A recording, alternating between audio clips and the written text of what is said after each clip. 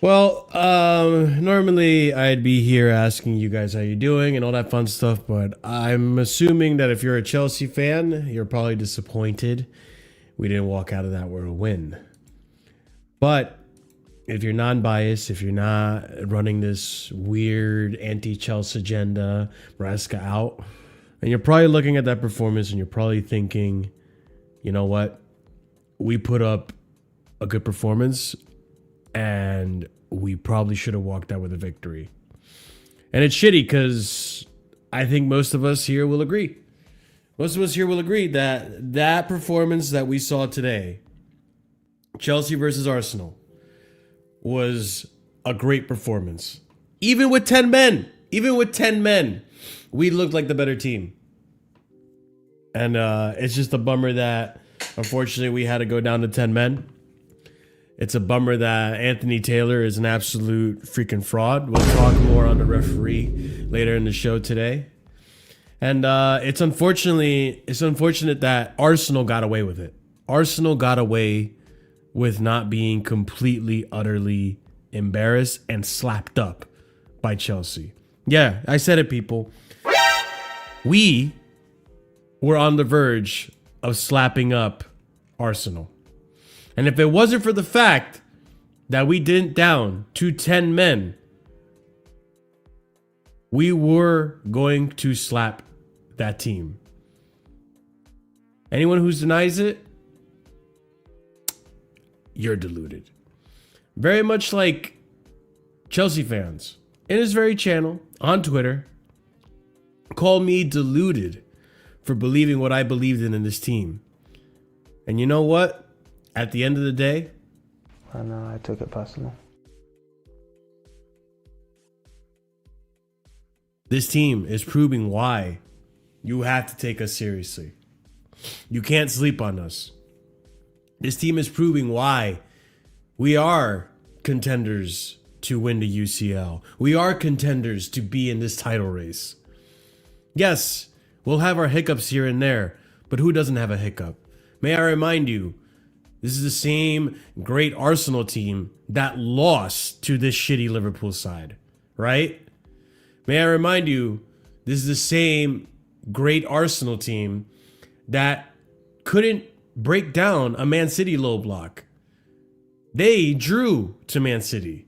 This Man City that we've seen can be got at by many teams. This is the same Arsenal side that conceded 2 to Sunderland, right? This is the same Arsenal side that can bleed. It's the same Arsenal side that can be got at. It's the same Arsenal side that struggled to break down a 10-man Chelsea. Don't let anyone else tell you differently. Don't let Lee Gunner tell you differently. Don't let Truce tell you differently. Don't let Egal tell you live differently. The only Arsenal fan that I trust that will actually come out there face to face and tell you the truth about today's game is going to be either Corey or TJ Warren TV. Because they'll tell you straight to their face, Arsenal were not a good team today. Arsenal did not play like a Champions League or Premier League winning side. Whether you like it or not, whether it's early gates or not, Chelsea are in this title race. Chelsea are in this title race.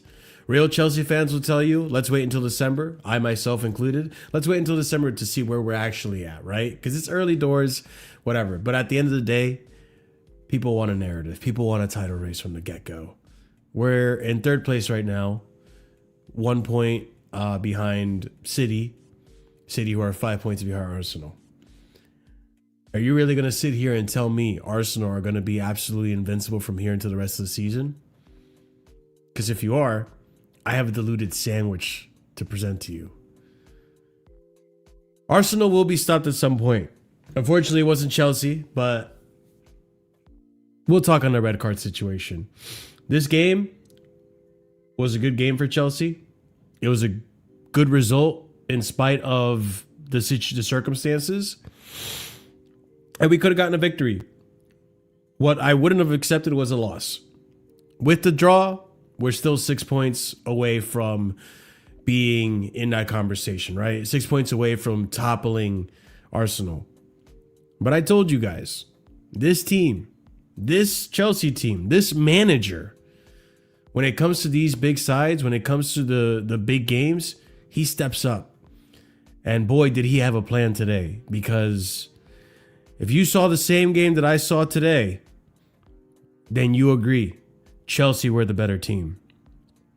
But it's one game. There's 26 left to go in the season. Time will tell. And we will revisit this at a later time in the season at their stadium. And hopefully by then, we'll have an answer for them. Hopefully by then, we'll have a fit Cole Palmer. Hopefully by then, we won't have lost more center backs, right? Because Levi Colwell isn't on our side either.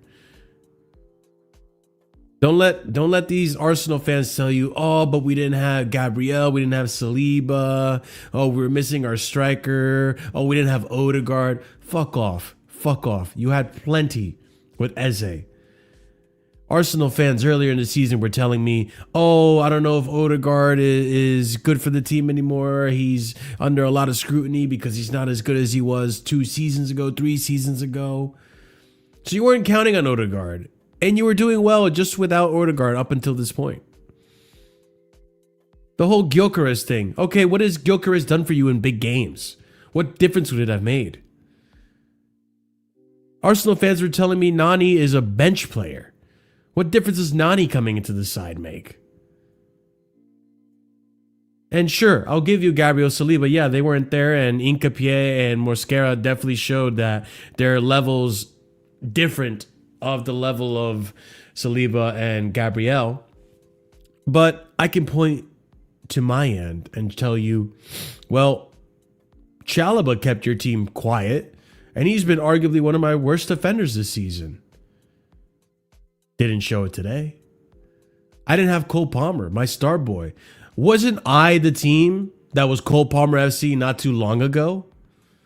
Oh, well, we didn't have Cole Palmer, so you should have won, right? No, you didn't. We were down to 10 men. And you want to come up here and run up this narrative that, oh, well, we didn't have our best center backs. Fuck off. You had more players than us on the pitch for 50, 55. Actually, when did that red card happen? That red card happened in the 38th minute. You had 10 players. You had a player advantage over us for 55 minutes, and we looked like the better team. So enough of this bullshit. Enough of buying into the stupid Arsenal agenda. Chelsea fans, have some fucking chest for your club. We just battered Barcelona, and most of us Chelsea fans could see that we had something for Arsenal today. And unfortunately, it didn't work out that way. But it should have. And you know it should have. So I think from this game forward, Chelsea fans, back your fucking club. Back your fucking club. If you get pinned to a corner and say, oh, are you in a title race? Fucking say it with chest. Yeah, we're in a fucking title race. Sure, whatever the fuck. At the end of the day, it doesn't matter because at the beginning of the season, we weren't saying we were in it. We weren't saying we were in a title race, and now we are in one. Say what you want. Have your criticism. I agree. There's a lot to criticize with this team. There's been a lot of performances out there that haven't been good. You could say we've been inconsistent with the performances, but the results have not been inconsistent. We're in second place, third place for a reason. We're in the top 4 comfortably for a reason. Back your club. Back your club and see how far it takes you. Because this season, guys, let me tell you, this team is going to go far as long as we can stay fit. And most players are coming back from injury. So, unfortunate result, but it could have been worse. It could have been a loss, and we could be talking with complete deflated chests. But the fact that we got a draw with 10 men and we were the better team, I think we're going to have different conversations today. But big up to every single one of you. Smash up the like button if you haven't done so already. Subscribe to the channel if you're new here. Be sure to check out the links in the description for more content. Be sure to help out with the memberships as well. 4 different tiers of membership starting as low as $1 for the first tier, and then so on and so forth. Let's see the Esteval emojis in the chat. Let's see the Maresca Shush emojis in the chat. All the emojis you could think of. All the emojis you can think of. And for those of you in the beginning of the season that were doubting me about a title race, about us finishing second, talk to me nicely now. Tell me about Arsenal. Who do you back more to actually be in this? Arsenal or Chelsea after this match? We'll talk. Obviously, I'm on smoke right now, but it's obviously my team. I back them. But yeah, quick summary of the match before I let the panel in, just to get this going and get us really started here. Pretty much an expected lineup. I think some of us were kind of surprised that Steval got the start, but good for him. We wanted him to get the start. We weren't sure Maresca was going to actually give him the start, but he did get the start. João Pedro in the striker position. Pedro Neto on that left-hand side. Chalobah getting another start in the Premier League. Actually, Chalobah with back-to-back starts, which goes to show that I think going forward, our pairing is going to be Fofana and Chalobah. I think that's the pairing that Maresca does prefer. And Reese James and Kaicedo and Enzo Fernandez in that midfield. And boy, did Reese James have a clinic today. Absolute clinic today. Hey, we got to respect Robert Sanchez as well. And, you know, to start off this stream, I'll even do it. Sanchez got a song today. Bro, Sanchez got a song. And before we start, wait, just one clip. Rob, stay silent if you've got a big head.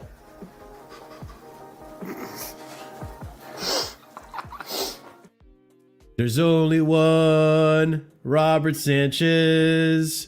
One Robert Sanchez. He used to be shy. Now he's alright. Walking in a Sanchez wonderland. It's the most backhanded song ever, but I hope Sanchez enjoys it. Summary of today's match. Going into the match, very aggressive. You think you could say the first 10 minutes or so, Arsenal looked like the better side, but then once we controlled the pace of the game, once we got it to our pace, we were really attacking on that right-sided flank. I mean, Esteval had 3 chances to get us in the game, really showing the levels that he's at. He was cooking, absolutely rinsing Calafiori, bro. Calafiori, oh, best left back. Oh, Calafiori is amazing. Man, if you don't shut the fuck up with this Calafiori nonsense, bro. Got sat the fuck down by an 18-year-old today, struggling to keep up with him, struggling to prevent him from making chances, and showing levels on that pitch. But unfortunately, you also got to be clinical, Esteval. It's nice that you create chances and all that stuff, but you got to be clinical and you got to be calm. Some of these chances where a simple touch of the ball, getting it on target maybe means a goal versus lacing it and skying it over the net. But regardless, Esteval was cooking on that right-hand side. We were going heavily on that right side with João Pedro, with Esteval, with Caicedo, Fernandez, everyone pretty much cooking on that right side, James included as well. And yeah, we were Gusto. Everyone was cooking. And then eventually, with all the chances we were creating, we were controlling the game pretty well too, keeping them from getting many set pieces, many corners, keeping them from really taking even that many shots. We were really keeping them quiet. And unfortunately, in a very bad turn of events, Kaisedo goes for 50-50. And I think it was on Zubamendi. I think it was on Zubamendi that it happened. But Caicedo goes for a 50-50, essentially. It was Marino, sorry. And just gets there a half second late. And in that half second ends up getting Marino just a little bit above the ankle, making it a dangerous play. Now, my 2 cents on it, I think it is a red card, but I think it's a harsh red card. I think if you're a referee, you look at that VAR, you give the context of, okay, he's a half second late. If it's a half second earlier, it's a clean tackle. He goes for the ball completely. It wasn't intentional. I probably give the yellow and play on just to not ruin the game early onset, going down to 10 men. But it's a red. I understand why it's a red. And so be it. I think we're going to have big debates on the consistency again in terms of the game, right? Inconsistency even in this game with Hincapié and his elbow, with Gyökeres and his tackle on Sanchez. We'll discuss all that today. But it's, again, the fairness, the balance, and the consistency of fouls and refereeing in this league that is absolutely frustrating for me as a fan, for most of us as a fan. So Caicedo gets sent off. That's a big blow for us. You guys already know how big Caicedo is to this team. I won't lie. Once we went down to 10 men, I was nervous. But it didn't take long for Chelsea to give me chest again, because we didn't look like we were backing down even with 10 men. We were hitting them on counterattacks. We were hitting them on the transition, trying to really prevent them from gaining the edge. And we did pretty well. I mean, we go into the half 0-0. At halftime, Esteval gets taken off, not hooked, people, taken off because of tactical substitution, tactical adaptation. Garnacho comes on. Garnacho didn't really do much of anything at all, I'll admit. So not a good game from him, especially for the standards of what's being asked for at Chelsea right now. But he comes on, doesn't do much of anything, but it took one moment, people. It took one moment from, in my opinion, the man of the match, right? Reese James. Brilliant corner that he takes. And he takes it relatively quickly, if I remember correctly. But brilliant corner from Reese James. Finds Chalobah. And someone like me who's been very, very critical of Chalobah, even asked for Chalobah to leave the club.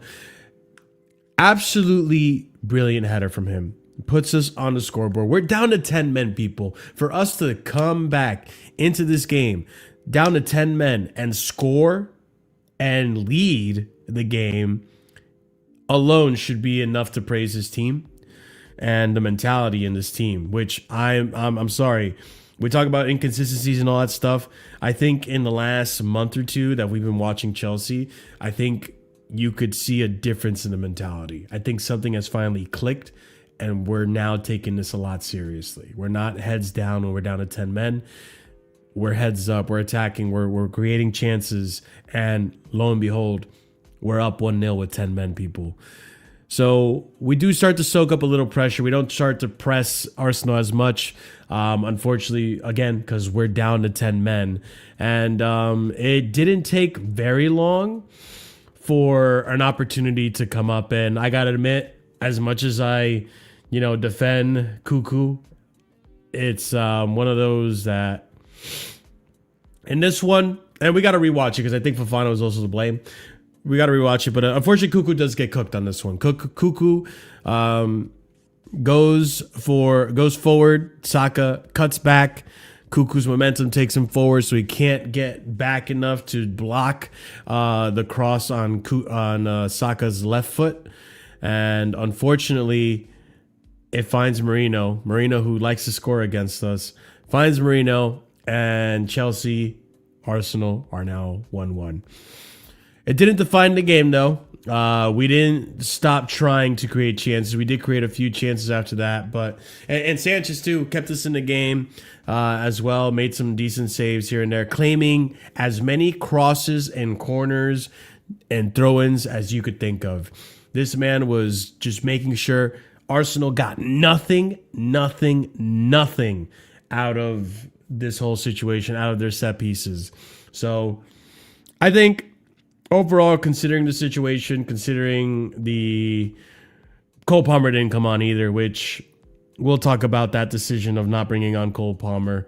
But at the end of the day, being down to 10 men, 1-1 against these guys that are favorites to win the Premier League right now, and just the way we outplayed them just shows me that these guys,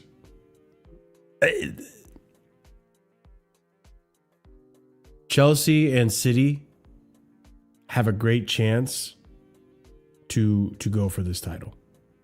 They do. We just have to take advantage of this. We'll see how the rest of the season goes. Obviously, it's a long season, but after seeing that Arsenal performance against 10-men Chelsea, it just goes to show I do believe we're the better team. And I do believe we have something to show this season. Whether it's a Premier League title or a UCL win or whatever, time will tell. But to say it again, for those of you just tuning in, Chelsea fans, we made Arsenal look average. We made them look average. With 10 men, we made them look average. So let's see. Let's see the chess from the Chelsea fans now. I hope you guys have a lot more chess for your club than you did in the beginning of the season. But yeah, that was the game, guys. Let's discuss it. Let's bring on the panel. Big up to you guys. Yeah, man, it's disappointing that we didn't get a win, but I'm happy we didn't fucking lose, and I'm proud of the performance that we put up there. Scott, we'll start with you, brother. How do you feel after that result? Mixed, to be honest. Because the performance was excellent. Like, we were the better team by a mile. You know, probably should have won. But ultimately, I'm also disappointed and kind of really pissed because we didn't win. We came away with a draw. And that was a game we should have won. Arsenal were there for the taking. Like, they weren't good at all. So yeah, so like I'm a bit mixed. Just because, like I said, we should have got the win. I think even with the red card, we could have won. If you have a proper number 9 up there, I think we win. So yeah, like it's disappointing in that sense, but at the same time, like, that's the best team we're going to face in the Premier League, and we made them look so shit. Like, we made most of their team just look distinctly average, which I am pleased about, and like most of the players that played performed, which again I'm also happy about. Chris, what about you? How do you feel about today's game? I mean, I do agree with Scott. Like, before the red card, it looked like we was gonna win. We was making their midfield very uncomfortable, even their defense very uncomfortable. Like, with Vestergaard getting a few chances, like the one he skied with his right foot, the volley, and you know, that was a great chance to have, or the shot. I can't remember the third chance you said Vestergaard had, but like he also created a chance for Enzo as well. But yeah, like, looked like we was the one dominating after like 10 minutes or whatever it was, until like, yeah, the red card. And it's kind of annoying because I seen those red cards not get given, and like sometimes a yellow card, and like, you know, no more after that you get a warning, since how early it was as well. But I'm not like gonna say that's not a red card, just the consistency of it, what is quite annoying with it. But yeah, like even with Reese James as well, like Reese James, that was probably his best performance in midfield I've seen, probably. With Reese James on and off the ball as well. He was brilliant off the ball because I don't think he got dribbled past. On the ball, he was like, I think 100% like He's phenomenal rate. today. Yeah, like success rate. He was on the ball. He was unreal. The passing he was doing. He locked all 3 of their midfielders. Like, we all, like us rivals or whatever, we say Enzo's a bit of a cone in the midfield. So basically, Reece James had to put a real shift in, and yeah, like he did. But for me, yeah, he was also a man of the match, definitely. Like him, Sanchez, like the people who put a real shift today was like Gusto, him. I mean, they all put a shift really in, but like I'm talking like world class, like him, Reese, Gusto, Chalobah was really good as well. Like defensively, he was solid. Except for the passing, was a bit off, but he got the goal as well. You know, we don't win that. Well, we don't draw that game without Chalobah. Sanchez as well. He was brilliant. The passing was decent, and the saves are like even better. Like, and he put his body on the line with that Chris moment as well. But yeah, like I'm not like that frustrated because like we was down to 10 men and we lost Kaisedo, by the way. We lost our top 2 player in our team, by the way. We didn't lose like the heart of the midfield, pretty much. One of the weakest ones. We didn't lose like, no offense, like Gusto. Even though Gusto was unreal today, we didn't lose like a Chalobah. We didn't lose like even a João Pedro or something like that. We lost Caicedo, you know, and it's gonna be so much harder in that midfield without him. But we pulled through it. Thanks to Reese James mainly, I would say in that midfield. He was unreal, honestly. World class like in that midfield. But I couldn't believe how good Reese was in midfield because I've seen him like other games in midfield. He's like decent, good, but like this is on another level. Mentality from Reese James just to do all that. Here, I actually have a few things from Reese that I wanted to bring up. So Reese came out, comments, said it's disappointing to come away with only 1 point. We went down to 10 men pretty early in the game, and that made it more difficult. The manager changed the formation slightly at halftime when we knew we weren't going to have the ball as much. We had to soak up the pressure and try to catch them on the counter. We didn't have the final touches, which is true. I mean, we were catching them on the counter, and even on was it a set piece or no? It wasn't a set piece, but like yeah, we had chances. We definitely had chances, and unfortunately, we just weren't clinical. We had most of our chances for the red card, though. Yeah. And even after the red card, we had chances, but just not clean in the final third. Like maybe decision making was a little off. I thought he would be like more of a nuisance when he came on. I thought he'd be like bullying them or just with pace. It's also tough though, because like you're down a man. Yeah. It is harder. I'm not gonna say it isn't because like we have to fight. Like every man has to fight. Like trap back. That's the one thing I got a little bit annoyed with. The lap, he wasn't pressing as much. I thought he should have. No, he wasn't. Yeah, but maybe that's just not his game to do that. So yeah. But yeah, like I thought Leto, like he put a real shift in today as well, like tracking back as well a lot. Yeah, it's we'll criticize when we get to that. Reese also had this to say: I think everyone can see where we are and what we are fighting for. I think today was a big statement. Even though we wanted to win, there's lots of positives to take. Reese James's game today by the numbers, dog. This is some beast numbers. 11 out of 12 won. I don't know which one he lost, but 6 final third entries, 4 fouls won, 4 crosses made, 2 chances created, 2 times he won over the possession, 1 assist, and he did not concede a single foul today.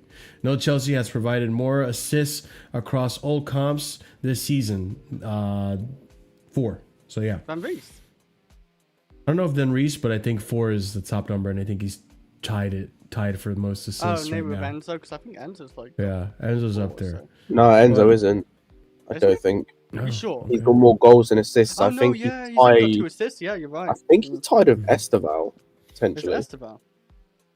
I'll have to double check that. No, yeah, you're right with Enzo. I just realised he's on 2 and like 5 goals, I think. Yeah. Yeah, he's been scoring more than he's been assisting. Yeah, same as Premier League assists for Chelsea. Wait. Reese James has 1 more than Ashley Cole. That's good. That's good company and to be in. And he's been injured for like 2-3 seasons. Like. That's also not really that surprising, I'll be honest. Oh yeah, I mean Reese is like a lot more better in attack. I mean Ashley Cole is still good going forwards, as I still remember. But I'm not saying Ashley Cole is shit. I'm just saying it's impressive that he's up there with Ashley Cole. No way. But yeah, Ashley Cole's our best left back. I guess we'll start off with what I think is the man of the match. You could make the argument that Robert Sanchez could be the man of the match, but I think based on what was on the pitch, what was happening on the midfield, and with the 10 men down, he was top 3 for me. It's Reese. It's Reese. I agree, 100%.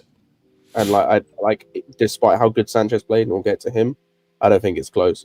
Like he was the best player on the pitch, like in every aspect of the game. He was the best midfielder on the pitch. He's not even a midfielder. That included a midfield of Caicedo for 30-something minutes, and Declan Rice, who was bin juice, by the way. But we'll get to him.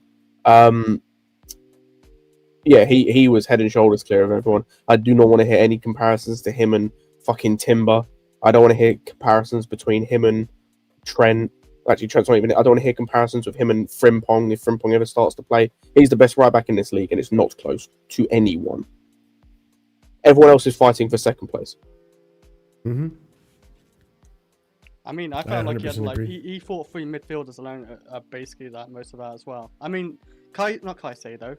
Enzo did drop back, but like he was doing a lot of that on or off the ball as well. Actually, off the ball especially, he was doing most of that alone Especially, in the midfield. Especially after we went down to 10 men as well, and it's in the second half. Like, whenever we were counter-attacking or whenever we were actually pushing up the pitch, he was always the one initiating it. Every single time, whether it was driving past players, whether it was passing out of trouble, he was the one initiating it in the second half every single time. I didn't know he can do that in midfield. I've always felt like he has a solid performance in midfield, but that was like a world-class, like, I've never seen him play like that in midfield. I don't think ever. No, that was easily his best performance in the midfield.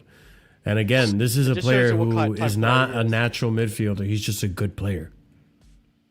No, yeah, he has the ability to do everything: pass it, shoot it, defend, like intercept, in the air, strength. Yeah. Like what can't he do? Was like stay fit. Like the last couple of seasons before. That's the only thing he couldn't do. Everything else he could do on that field. I was gonna say I said this on Lewis's stream as well, and I'll repeat it here. Like Lampard, Tuchel to an extent, Potter, Poch, all of these guys have blood on their hands. If it wasn't for them rushing this guy back and fucking his career up to an extent, we'd be talking about an all-timer in his position. But by the way, Scott, me and Marshall was backstage. I said, like, if he does pick up an injury, and what Enzo does pretty good, he doesn't rush his players back. And you can see with Reese James, he's stayed fit for over 12 months straight now. We've not seen that for like the last 2 or 3 seasons or whatever. And I completely agree. I remember like Lampard, and it's with even Chilwell, both fullbacks are kind of injured, and he played them against Arsenal. I think we lost 3-1, and they came off it. Well, they both injured after that game anyway. Like, I remember that game especially. So I agree with that. I actually was going to ask CP, what did you think of Reese James's performance today in the midfield? You know how I think there's an old Mourinho quote of, if I had 11 as Piliquetas, I could still win the league. Yeah. This guy out. That's true. That's guy, you're cooking with that one. This guy has a ball striking like no tomorrow, so that you got your striker position covered. He creates like no tomorrow. He's a great CDM. We see him play center back and he's still good, and we know he's one of the best fullbacks in the world. So what can't he do as long as he's healthy? Honest to God, he is possibly the most complete football in the world right now in terms of playing any position, and you could be like, that makes sense. Mm-hmm. The only thing he can't do at this point in his career is something that's not even his fault, which is bombing up and down on the wing on like a consistent basis. Yeah. Which isn't his fault. Say play goalkeeper because we haven't seen it yet. Like goalkeeper as well, but apparently honestly, he was a goalkeeper. If Like you go 10 men, no keeper. What the fuck? Are you serious? What? Apparently, I don't know how true that is, but apparently. But yeah, outside of playing goalkeeper, in terms of positionally, there's not a single position on the pitch he can't play because he has the attributes to play at all positions. Like I said, outside of playing on the wing, because he just doesn't have the speed at this point and that ability to like blast past people like in those positions. But part of that isn't his fault because of like the injury stuff. I mean, he's basically playing wing under Tuchel, right? Like in a sense, like before like all the injury crisis, he was still doing it. Yeah, the injuries what killed him with the bombing up and down. But yeah, best midfielder hands down on the pitch. Best player obviously, but best midfielder hands down on the pitch. But it's just like, if you're an Arsenal fan listening to this and you actually argued that Timber is a better right back, we need to stop entertaining that. No, because here's the thing: because they're gonna say, see, this is why, because the gallery said this. Hey, there's Rice and then there's Caicedo. Like there's levels to this. You know what? Fair enough. Then there's levels to this too. There's Reese, and then there's Rice, because Reese is now playing midfield. Because the argument was, Timber's the right back because Gusto's in his position. Fair enough. So if Reese James has been playing midfield, then Reese showed levels to Rice. Then fuck it. He did. Today especially. I barely noticed Rice on that pitch. He was shit. He did one good thing. And I think, by the way, that's it. Today is the perfect example, by the way, of these Arsenal fans that say that he plays the 8 because, he's more of a complete midfielder, so he has to play it. No, bullshit. You see today, especially second half after Zubimendi went off, he plays 8 because he sucks as a 6 in a possession system. Yeah, he can't do that. One more time for the people in the back. Bro, he is bin juice as a 6 in a possession-based system. When he has to get on the ball and start playing with it, he fucking stinks. And I'll be honest, Enzo Fernandez was a better 8 than him anyways when they're both playing 8. Yo, speak on it. When I see Declan Rice play. Wow, amazing, brilliant. Well done, super good job. Good job, Rice. Well done, Rice. Fuck out of here, bro. Yeah, no, Enzo Fernandez was, once again, like, big games, he's showing up, man. No, like, we could criticize him sometimes being lackadaisical and small. Big games, man, he's definitely showing the passion and everything else. He's showing up. Yeah, and that's all I can ask for Enzo Fernandez, man. Like, he's also another one that is polarizing, right? But before I even get on the Enzo Fernandez thing, what I wanted to say is, like, it's no coincidence, people, that, what was it, guys? Like 5 years ago, it was Reese versus Trent. Who's the better right back? At some point, it was Reese and Cancelo. Yeah, Cancelo's clear. Cancelo one was an interesting one. Yeah. But it was there. People were arguing Cancelo. I seen this with like Eden Hazard, like and then now it's Timber. Like when it came to the international team, right? Oh, Reese isn't better than Kyle Walker. All this and that. Like, how many right backs do we need to compare to Reese James before you realize Reese James is the guy that you keep comparing him to? He is the standard. Yeah, it's because he's so complete. So if we, for example, we start with Trent. Okay, Trent might have a better passing, you can say, even though Reese's passing is great, but his defensive work rate with Reese is light years.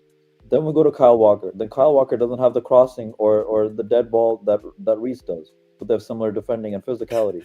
Then you go to Timber. Yeah. You know what these guys used to talk about? Look how many goals Timber has scored.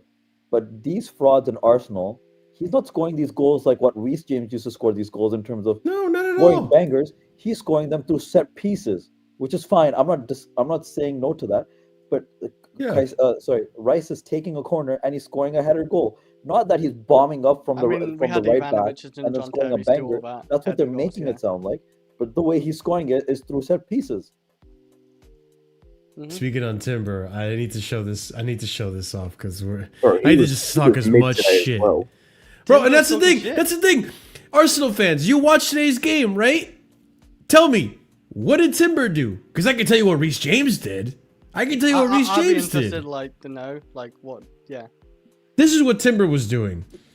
Man was struggling to keep up with Enzo Fernandez. Had to foul him, and of course Anthony Taylor, being the fraud that he freaking is. Oh, he's trying to hold him, man. Yeah, Anthony Taylor, being a fraud that he fucking is, didn't give him a foul for this. I mean, Reese didn't even get dribbled past today. I know he didn't play right back, but he didn't get dribbled past once. This was like, I think, towards the end of the first half, I think. Or maybe the second half, I don't remember. Yeah. Oh, I remember that. He was screaming on the ground, yeah. Yeah, because he got fouled. Yeah, that's a blatant foul. Oh, fucking A, man. They didn't give it out, did they? Bro. No, they didn't. Nope. Anthony Taylor, you're a fraud. Also, we know Arsenal fans that actually wanted to believe Timber's better than Reese James, you're also a fraud. He's a good fullback, but why go over that level that we spend on Reese James? Just because he's been injured the last couple of years, you can just say it. Because like, Don Robbie's the leader. Because Arsenal fans are like stupid. Like, that's like, all it is. And sorry, Scott. And the thing they got to remember, they have Saliba and Gabriel and even Raya, to an extent, protecting the fullbacks. You know what Reece James and Cucurella have? They have Tosin, Chalobah, and injured Fofana. Yeah, Cole will, but he's injured now too as well. Like, we have an empty net. Okay, we have Kaisedo too. I will say we have Kaisedo trying to protect that defense, but the centre backs anyway. Like, we don't have a Gabriel or a Saliba or a Hanikapi as well, or however you say his name. He's good centre back too. Show me Yuri and Timber doing this. I do rate Fofana, by the way. It's just he's always in. Dude, the way he show me Yuri and Timber doing this. Funny as shit. Oh yeah, he ain't doing that. Even, you know what? Even the pass to Stevao for the goal against Barca. Yeah. Show me Yuri and Timber doing that. A little Travella outside the foot pass to Stevao for the goal. No, he knows how to get header goals. Do you know why? Like Marshall said earlier, the reason why what's his face Timber gets compared to Reese is because he's the benchmark. But if Timber's so good, outside the fact he was mid today, if Timber is so amazing, number one, the injury excuse is jokes because he spent the entirety of last season being injured because he snapped his ACL. Really? And then secondly, if Timber was so good as a right back, why did he spend most of last season playing left back before he got injured? Oh, I just realized this is someone's. Sorry, phone, I so realized just play Arsenal this. fans did this before. The South American player, I think he's a fullback. He went to Atletico Madrid. What's his name? He went crying to one-legged Kante in the Europa League final too. I swear he was also a right back. Torreira. Yeah, Torreira. I swear they used to compare him with Reese James. Yeah, of course they did, bro. This is what they do. This is what Arsenal fans do. They compare these good players to these actual world-class players, and then go, yeah, it's comparable. But then, like, when the world-class player turns up and the mid player doesn't turn up, it's like, oh shit, I wonder why. Because he's mid.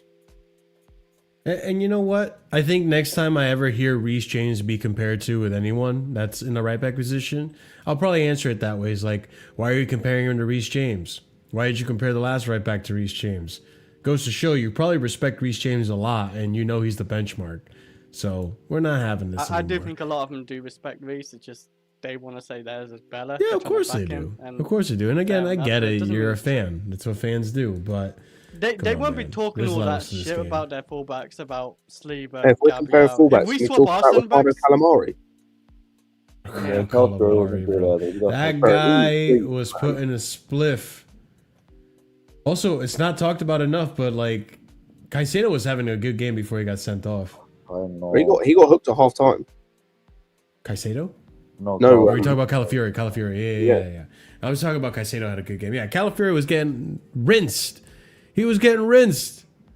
Another one that they were trying to tell me best left back in the league. Lewis Cucurella, Yeah, Lewis Skelly came on and got rinsed. Yeah, I didn't notice Lewis Skelly till like 70, 80 minutes maybe. I honestly he was a ghost. We're just getting through him.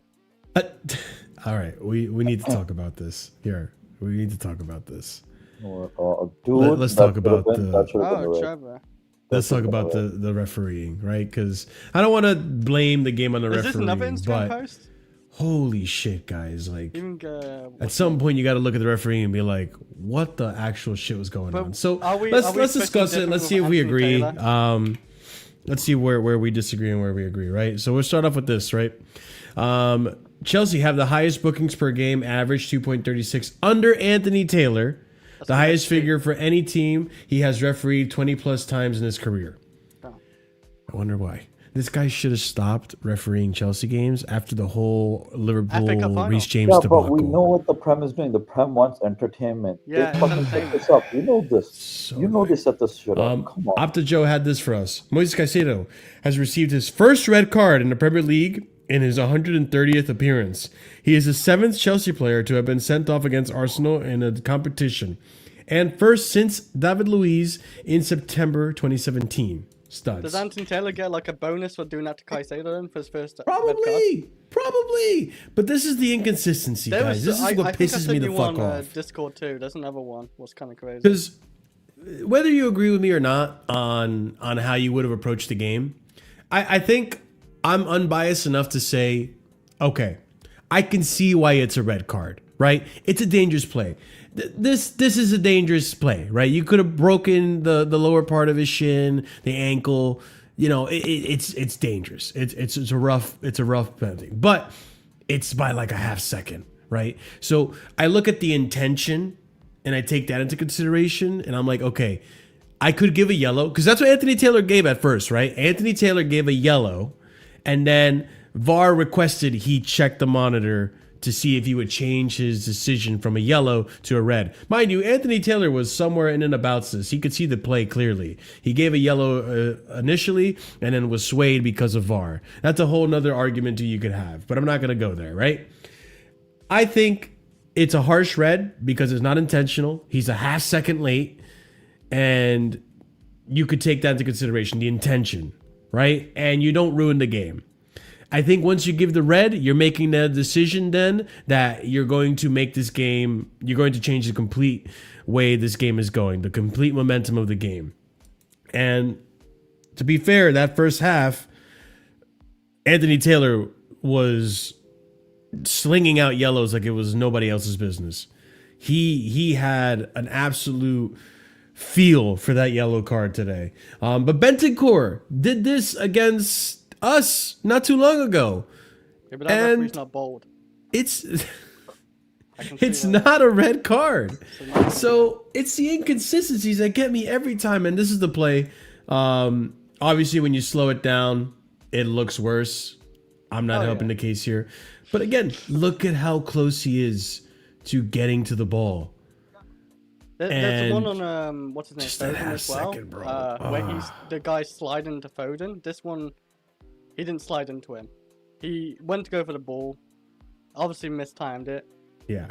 I mean, it is like it can be red, but like there's so many others, just not red cards. It's harsh. It's a harsh red. It's not harsh. It's a red card. The issue is the inconsistencies. Yeah, But that's this why one I too, right? agree. Like You've this got, was like- from the Newcastle game that happened he slid last week. into him, man. The Like- difference, by the way, the difference with that one, the reason why that's not a red is because the foot isn't planted. So there's no Yeah. there's no endanger in like there's no danger from the defender Okay, of yeah, I get you you, might I get snap you. your ankle because if Foden's foot was planted Yeah, there, I I'd agree. get you. The comparable one is the what's it called, the Bentancur one, which should have been a red as well. That's the issue. Hmm. The issue here is not the red card. The issue here is the inconsistencies. It's a red card challenge.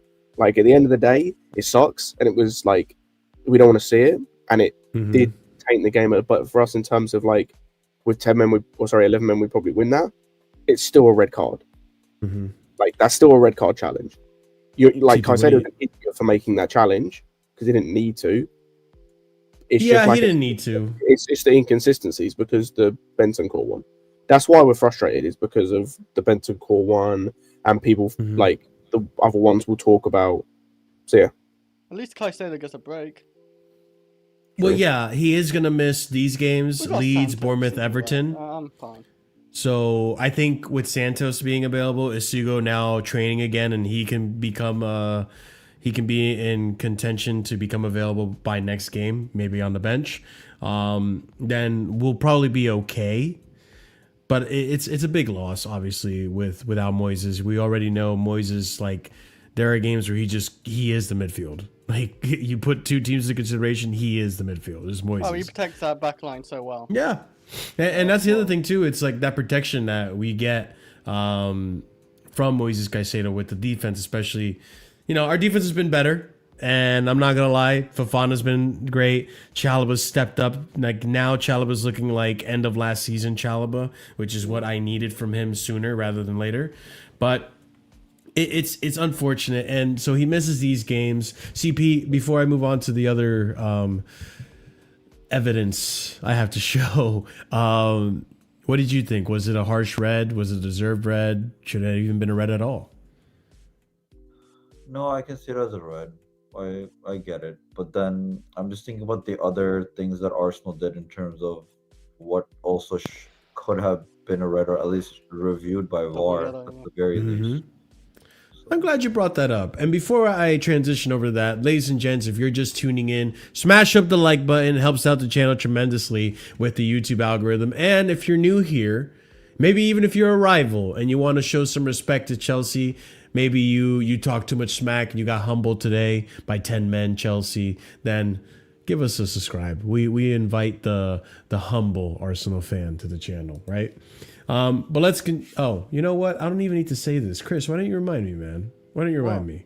What do I remind you of?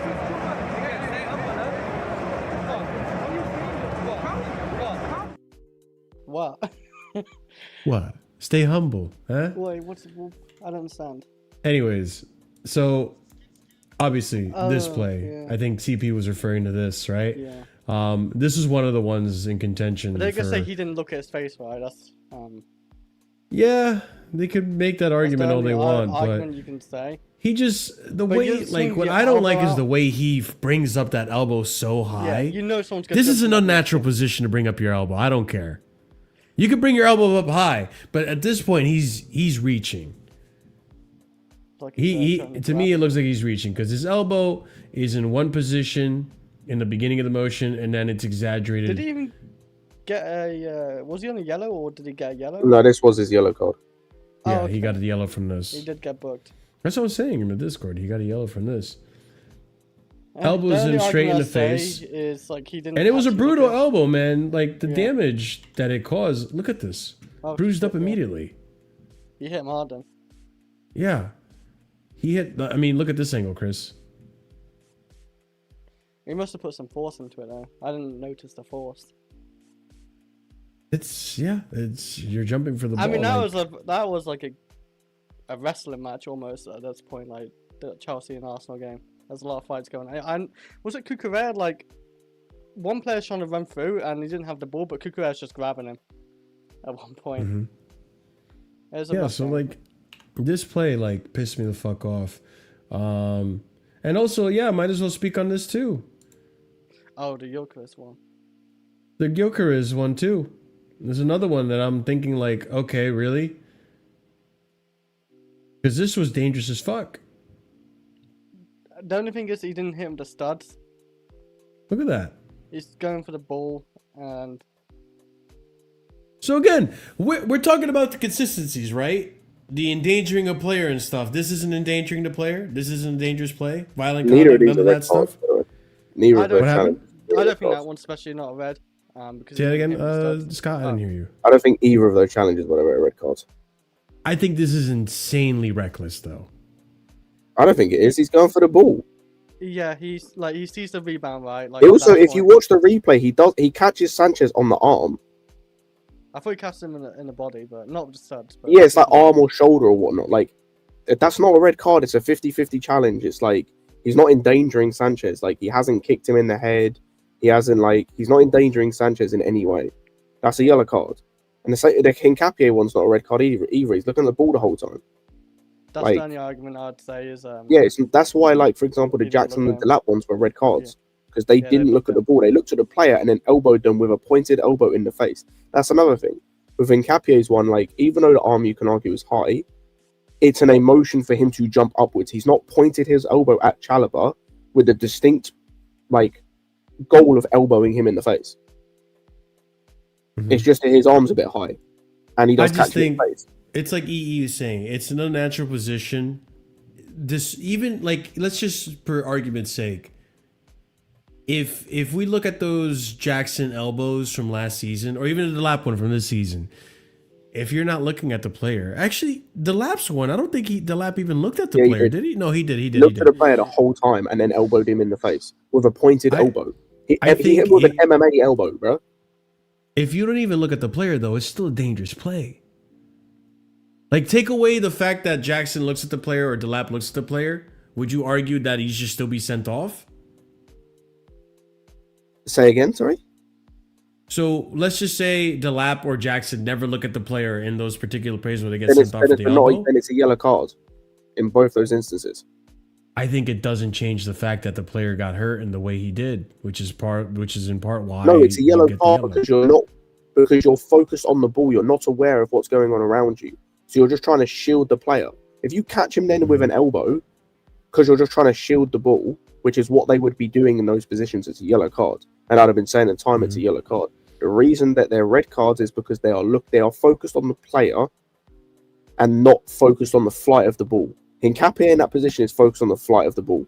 All he's focused on is getting is challenging for the ball with Chalobah and like getting in front of him. The fact he catches him in the face is like that's one of those things that happens, bro. It's a physical sport, it's a contact sport. That's just one of those things that happens. I agree. Like with that. it's the same way in the second half. Hincapié goes to challenge with João Pedro like 2 minutes into the second half and like wins the header, but as he wins the header, he catches him on the cheek with his head. Like he's just challenging for the ball. Like that's all it is. Like this isn't a red card. Like I understand we're pissed because of the Kaisedo one, but that's not a red card. My only argument is just how high this elbow is. I think that's the fact that your elbow is at a 12-degree position. That's not natural to me. I've seen plenty of players put their elbows up, and that's fine. You can put your elbows up at the 9 o'clock, 6 o'clock, or 3 o'clock position, whatever. Once you get to the 12 o'clock, like, brother, what are we doing? This to me looks unnatural. But trying I to reach mean, that it ball. is what it is. Like again, this isn't like the moment defining game that's going to change everything. But like, we had their defense on yellows. Other than Pretty Timber, much, all of the defenders were on yellow. Even Lewis Skelly got a yellow. Like, at some point, one of these players are going to make a mistake and get sent off. And this could have been one of those mistakes for Hincapié, even though this is the one that got him a yellow. I think later on in the game, there was another moment too where he got away with it. But like, I don't know. It's the inconsistencies that frustrate me. Like, why is this one a yellow when the elbow, to me, in my opinion, obviously me and Scott disagree here, and Chris, to me, the elbow looks like it's higher than it should be, and it's elbowing him in the face. Like, do you think it's intentional? I think Hincapié is aware that he's there, but I don't think he meant to hit him in the face. I think he just wanted to really get an edge on him by pushing him aside. And obviously move on from there. Yeah, I don't think Hincapié went in there like, I'm going to elbow this guy in the face. No, he didn't do a Delap or Jackson. No. But again, like, it doesn't matter the intent of the play, right? Because Moises Caicedo didn't mean to get stomp Marino's ankle. Right? I know, but that's a little bit different. Those are ankle breakers. They can, I guess, like, planted on the ground, snap his ankle. Mm-hmm. Yeah, I don't know. CP, what did you... I have more problems like the Benacho ones and all that. Like, that's a bigger issue. Yeah, CP, I think you had some disputes on this stuff too. I mean, what did you think of either play Gyökeres? I can go back to the Gyökeres one if you want me to, or the Hincapié one. No, I think the Hincapié one should have been reviewed and read. To be frank. Do you agree? Like, it's the elbow? Yes. I just think the elbow is way too high. Like, that doesn't look natural to me. That's not at all. And he also mistimed it. If you're telling me that's natural, that's mistimed. I'm sorry. What? I don't give a fuck. Yeah, that's a fair point too. He did miss timing a bit. So yeah, I mean, it is what it is. The game is the game, man. Wait 1 second. Hold on. I just got it real quick. Where is it? I moved everything now. Here. Don't forget chat. Risk out, man. There we go. Is he here? Oh no. No, he's not here yet. He might have passed out, to be honest. Is he passed out? Yeah, I don't know what he's doing. But yeah, it's just really frustrating, guys, when you look at the scenario of the game today. I'm not gonna blame the draw on the refereeing, but I think, can we all agree the refereeing was absolutely horrible today? Yeah, it was shit. There was definitely some situation. You know, when you're not supposed to talk to the referee and all that. I saw, like, I forgot which Arsenal player, but he was talking to the referee and didn't get a yellow card or whatever. And I swear you're not supposed to do that, but... And there's a few other tackles too, but... I mean, it's Anthony Taylor. I was all prepared, like, stuff was going to happen regardless.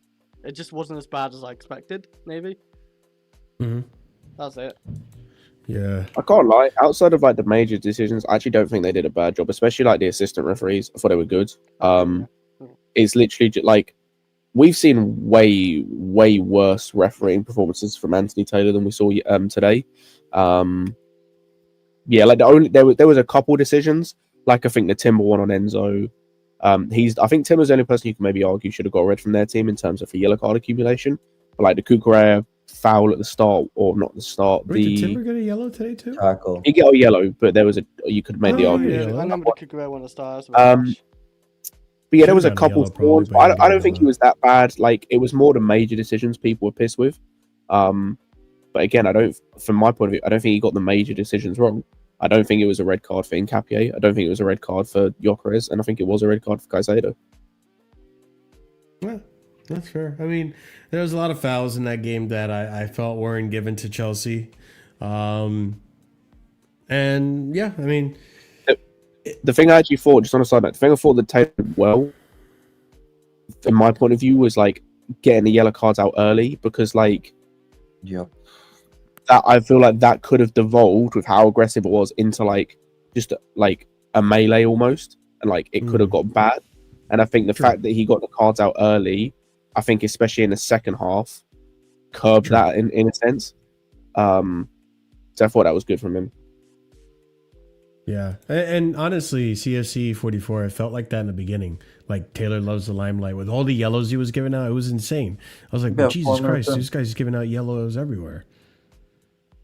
Like, let's look at today's game. Like, Calafiore got a yellow, Incapia got a yellow, Mosquera got a yellow, Miles Lewis-Sketti came on, got a yellow, Zubermendi got a yellow, Gyökeres got a yellow, Caicedo got sent off, Cucurella got a yellow. I think... We didn't get many yellows though, did we? It's mainly No, red. we didn't get many yellows. No, Originally, Cucurella- Caicedo got a yellow, but yeah, like in the first half alone, I think it was Zubi, Mosquera, Incapie, Calafiore, and Cucurella got a yellow. 5 yellows in the first half alone. Yeah. And the sending off too. So there was 6 cards in total in that first half. Which I guess goes to the point that Scott was saying. Like maybe it helped calm down the game a bit because, listen, like we know how this rivalry plays out. Like it gets physical. It gets physical. It gets violent. We don't like each other. Even today with Nani on the pitch and everything, like. Enzo, and who else was it? Enzo, Neto, like they were not Cucurella. They were not showing him any respect. They were not showing him any of this. You're one of the mandem type shit. No, you're a rival now. You chose Arsenal. You left before you could claim your medal for the Club World Cup. You chose Arsenal, so hold that, bro. There was no niceness in this fixture at all. I wanted to show off a few other things too that came out of this game. So for the month of November, pretty good record. Pretty good record. Only 2 draws and then 4 victories, which is an improvement for sure. We're heading in a good direction, I would say. Another thing to point out is that Jamie Carragher actually had something nice to say about us for once. I'm shocked as well, guys. Jamie Carragher, I think it's not so much about giving criticism to Arsenal for not going on to win the game. I think we should credit Chelsea, who were outstanding with 10 men. And it goes to show, by the way, I should say, and you know, panel, disagree with me if I'm wrong. I think we actually showed that Arteta is still a bit of a coward when it comes to certain sides.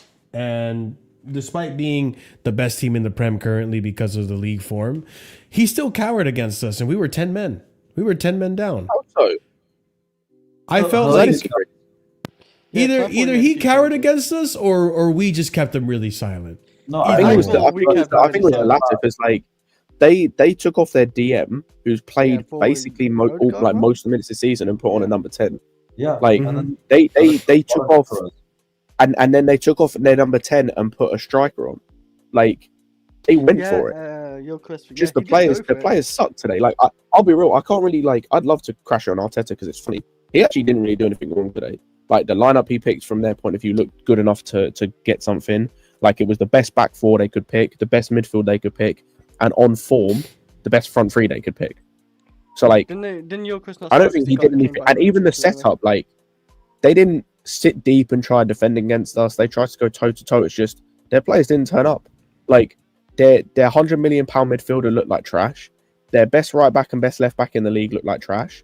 The centre backs I'll allow because like that's the second time they played together, and like one of them has played like 4 games all season. It's like I'll allow him a little bit of leeway.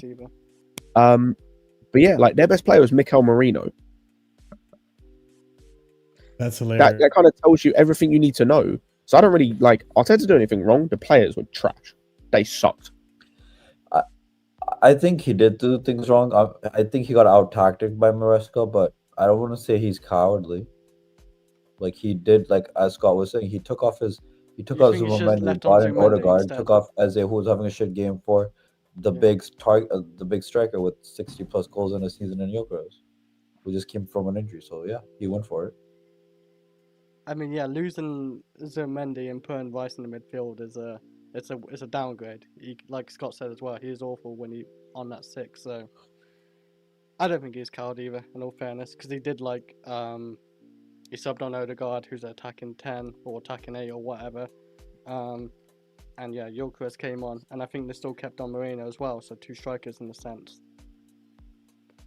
I just felt in that first half, it really felt like we were just boxing them in. And I don't know if it was like a tactic to just soak up pressure from Chelsea, be defensive, and then go from there because they weren't doing shit in that first half. I think it's just on midfield. Kaisedo and not Enzo, Reese James dominating that midfield, had them all on lock, and Esteval creating chances and his movement and his dribbling ability, just outdone him. Mm-hmm. Like I said, I don't didn't think. turn up. I don't think. Yeah, I don't think that was a tactical thing. The fact they didn't do anything. Like you look at the 3 creative outlets today. Was Eze, who that was one of the worst performances I've seen from him. Like he was terrible. Even after Caicedo went off as well, which is like that's the guy you thought was going to have to be on Eze. He was terrible. Martinelli was trash, but it's Martinelli. Like, what do you expect? And Saka was trash. Like he was still their best player though, attacking wise, like creative wise. Oh yeah, he's probably. I don't know. I think Marino. I think Marino is better. Okay, yeah. I mean, I think Marino is better than Saka. Saka didn't create nothing. Like the only chance he had was that one in the first half that he shot straight at Sanchez. Yeah, but didn't he also cross it to and then Marino outside as well? of that, he had like nothing. Well, didn't actually no. I think he had that shot at the end. This is the XG from today's game, by the way. He got assist to Marino, Scott. There. He's the one who did that cross, fair enough. Remember that cross where he got the best off that was his only. Yeah. He had a moment. But that was kind of like, we haven't spoken about it, but that's kind of like on Fofana as well, not marking him. Like there's only Gusto. I gotta find out actually. I want to analyze it. Yeah. What was I say? I missed the goal we conceded. To be fair. So, yeah. Outside of that, he did nothing. Like he just was bad. Like so, I'm not surprised they didn't really do nothing in against us. Like outside of they had the Martinelli pot shot, which was a good save from Sanchez. They had the Marino shot, which was a good save from Sanchez. They had the Saka shot, which was a good save from Sanchez, but it was kind of straight at him. Outside that, they created nothing else, and then the goal they scored. That was it. The XG was almost they were trash. very. I went to say I think the XG was very similar, and I'm just looking at it right now, and we was 10 men, and they showed that first half, like before the red card, we was the dominating team and creating all the chances, especially Esteval. Esteval was creating a lot of chances for himself or other players around him. This is Esteval's stats. We did slow down when we got the red card. Understandable. Esteval led Chelsea on all stats in the first half. Expected goals, shots, chances created, successful take-ons, touches in the opponent's box. He had to come off at halftime. What do you guys feel about that? He's okay. a sacrifice lamb, man. He's a sacrifice lamb. When we red card, he's off. I think it was great. He was just missing chances, but he was creating chances. Yeah, his decision making was kind of crap. He wasn't great, but he's also 18, so and this is the first game he's had that's been like this season that he's played. So I'm not really gonna get on him too tough. There are other players that we should focus on and deserve way more criticism than him coming out of that game. But it wasn't one of his better games. In terms of from a decision making standpoint, like I said, Marshall, I think dribbling wise, he was going toe to toe with Calafiori, getting the better of him sometimes. It would have been interesting to see how he would have gone toe to toe with Miles Lewis Skelly in that second half. He would have ripped them apart. But yeah, I just felt like he was being too eager this game. He wanted it eager. He felt like he wanted to prove he can. So I think when Palmer, I think. Maybe internally he is feeling like he's getting the weight of being the guy, right? Because creativity wise, he is the winger that creates the most in general whenever he's doing his thing, right? So I think he was putting it upon himself to do that again today. And 1 out of every 8 games is fine, especially when you're 18. And I think Palmer coming back is gonna help relieve that pressure anyways with big games such as Newcastle and City and so forth. So I think that's gonna help him a lot. Do you guys feel like part of it was also potentially some exhaustion? Because this was the first game we've seen of him this season where he's doing back-to-back starts, and we see him play so. He gives 110%. He does not, take the foot off the gas. I can't imagine. And no, the Brazilian league. He was knackered after the Barca game. No, the Brazilian league near the end of the season, especially with Copa Libertadores, the players play every 3 to 4 days. To be honest with you, around this time of the year, right? Because that's. I also think that Marshall, we've done it. I think we've done a good job of managing his minutes, so he shouldn't be exhausted. Like, this is the first time I think he's played back-to-back games this season. So I don't think it's an exhaustion thing. Was. Like, I literally just think he had a below his usual level performance, which for him is kind of average. But like, that's all it is. Like, it's nothing to be worried about. Awful, but yeah. It's just, yeah, that's what I say. That's why I was trying to figure out what right I would say. It wasn't awful. It was like an average performance, which is below what we've seen from him so far. But it's one of those, like I said, he's 18. He's going to have these type of games. Cole Palmer's had these type of games. Cole Palmer had a half a season playing like this. Yeah. Mm-hmm. So like, yeah, it's not the end of the world. So Definitely. let's actually break down the goal we conceded. So this is the only angle I have right now. What minute did they score? Like, was it like 58? 10 minutes later? 58th or something like It was that? like 10 minutes later, right? That was quite annoying because we got the goal and then one cross, man. One cross. And I gotta give it to Saka. Saka Yeah, actually got that's the why, best of Cuckoo yeah. on this one. He switched sides afterwards, was kind of crazy, but maybe He because like did. Madueke can't play left, I guess. But Yeah. So I don't know. Maybe we make the argument that maybe Chalobah shouldn't follow. No, I can't. I no, can't do because that. like say if he gets past Just him, in he has case, to, yeah, like, be there. exactly. He gets beat I'm him not- like you got Chalobah there. So Chalobah's doing what he has to do, but the cut is what takes both players out of it. And yeah, and it was a quick one too.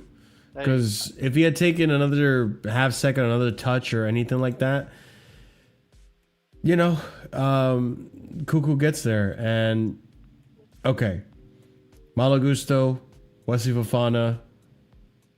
I don't know. Maybe Wesley Fofana should be back more. That's Fofana's fault. He falls asleep. Yeah, he left Gusto alone. It's the only bad thing he That's did all all good. game, but he falls asleep. I agree. Yeah. There was literally, he was pretty much perfect, but that.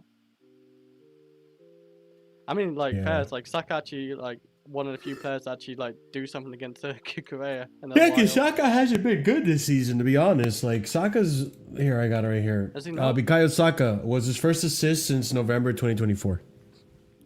I swear, in the some Premier games, League, in the when he Premier doesn't League, in even the get Premier assists, League. he still plays well, but... Wow, that's terrible. Wait, exactly 365 days? About what? First assist? Without an assist in the Premier League. Oh, and these fuckers talk about Cole Palmer about GN 2025 or whatever. Listen, this is the less I speak, Chris. Oh, they the talk less I about Eden speak. Hazard, no goal for 360 days in that bad period. Mm-hmm. Wow. Yeah. That's actually kind of crazy, actually, yeah. No one really Yeah. speaks about that, but when it's called Palmer, man, everyone's speaking about like half a season. Oh, 2 goals Same. in 6 months or whatever. Oh, Yeah. Saka's not been that impressive. Like, yeah, he's still a good player, obviously. You play him, but he's not been that impressive. One thing I also wanted to touch on, obviously, today's match, right?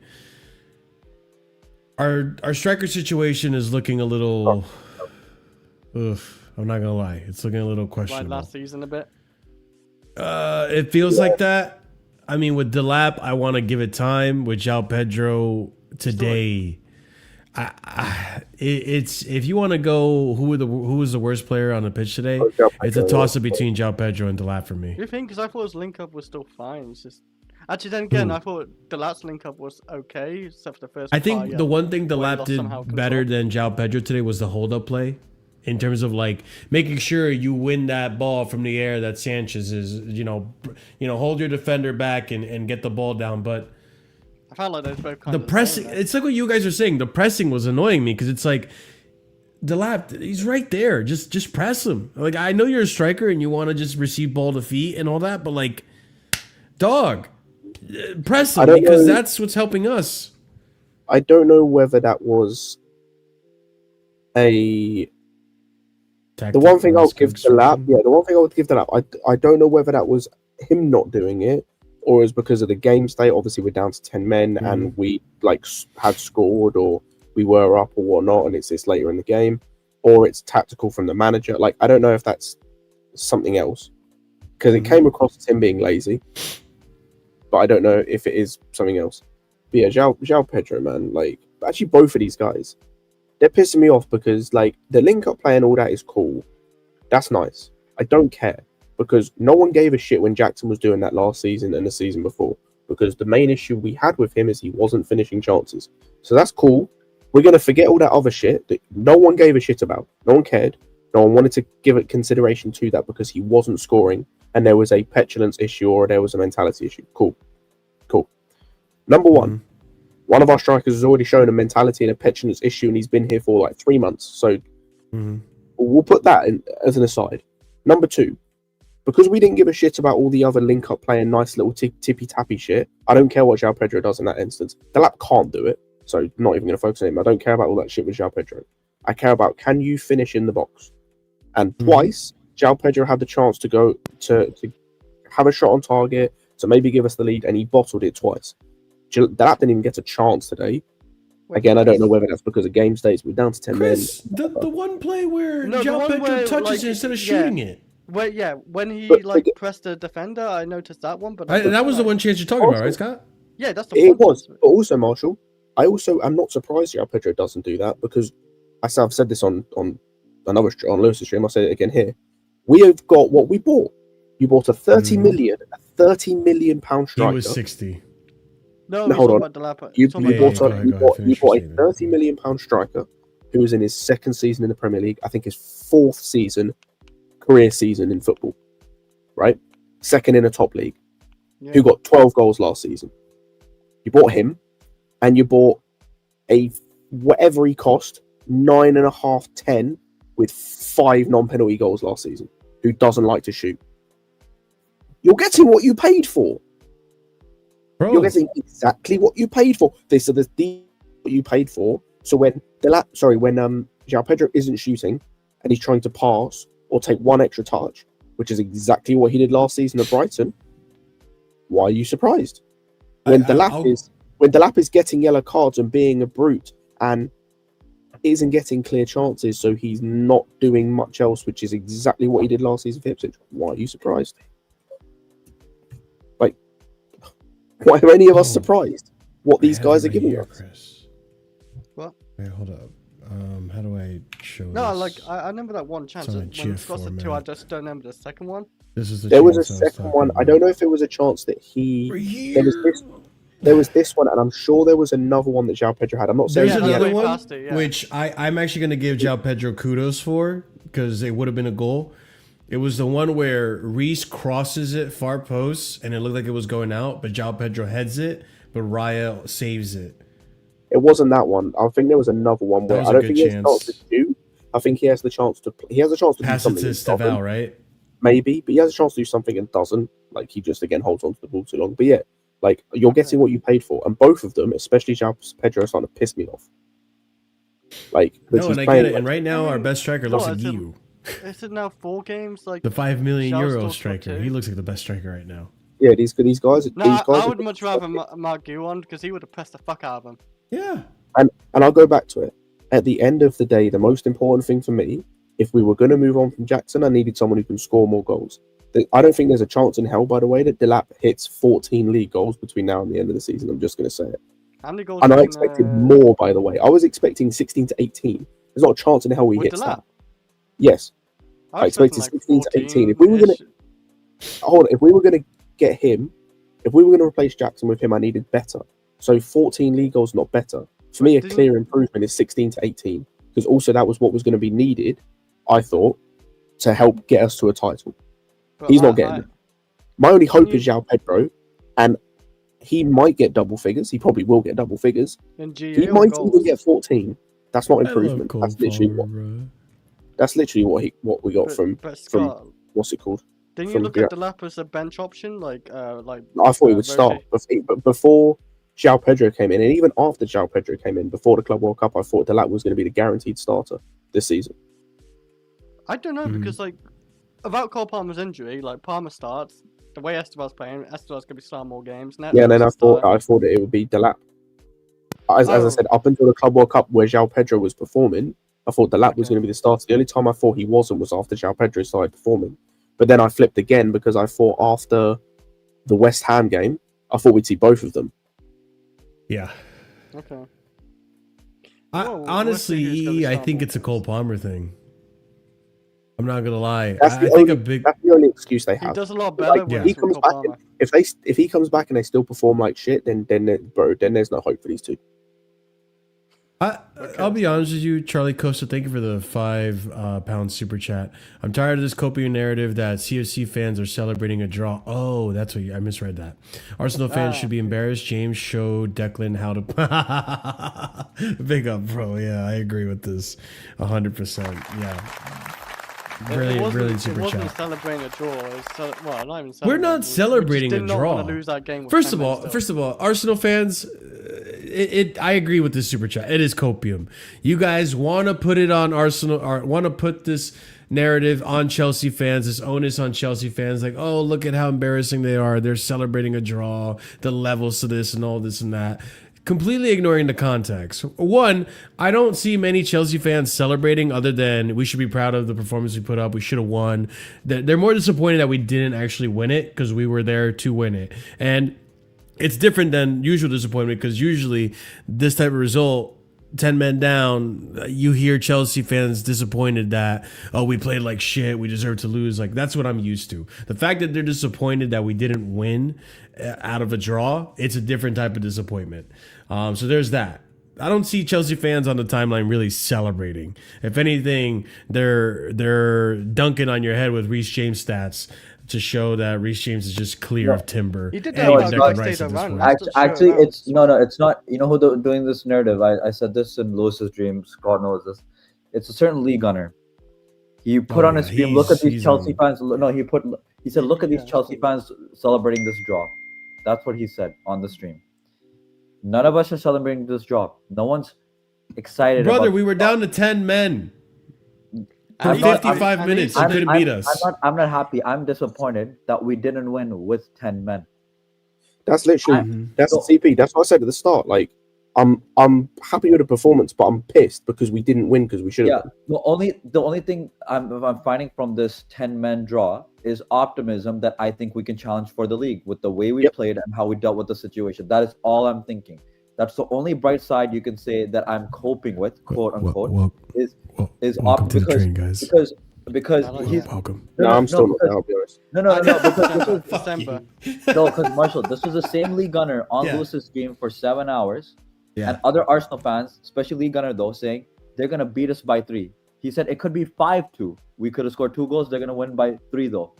It's crazy the turn that League Gunner is taking because he normally doesn't back his own club. He put that narrative that they're gonna completely destroy us. The one thing he was right about is he said Caicedo and Enzo were gonna get a red, so he was right about Caicedo getting a red. Fair play, but the score line and them outclassing us was complete bullshit. And then now he's turning on this narrative because he had this certain narrative, and now he's been caught and he doesn't want to admit it. Now he's doing this narrative that we as Chelsea fans were celebrating a draw. No, we as fans were there for our team because we were 10 men down and we were proud of our boys. Nothing more and nothing less. We are not celebrating a draw. We are proud of how they handled the situation. And after that, I am expecting them, like I said, if we win against Bournemouth, Everton, and Newcastle, I want them to go for the league fully. I don't give a fuck. Yeah, Also, I remember. Talk to me. I'll just say what CP said. There's a reason why I'm not saying we're going to win the league. Like, because I expect us now to beat these kind of teams or at least perform. Like Man City, I'm not worried about.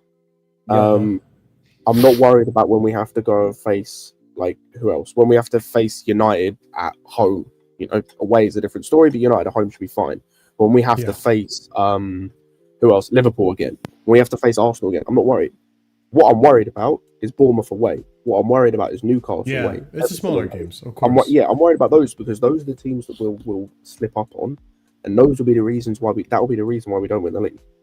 If we, what's crazy is that win against, like, for example, if we get to the end of this run, which I believe is I think it's Newcastle away is the end of this run where we're playing basically. That's what I'm saying. If we beat after this one, beat up till Newcastle. Yeah, so it's up to Newcastle will be the end of this run in terms of where we're playing once every 3 or 4 days.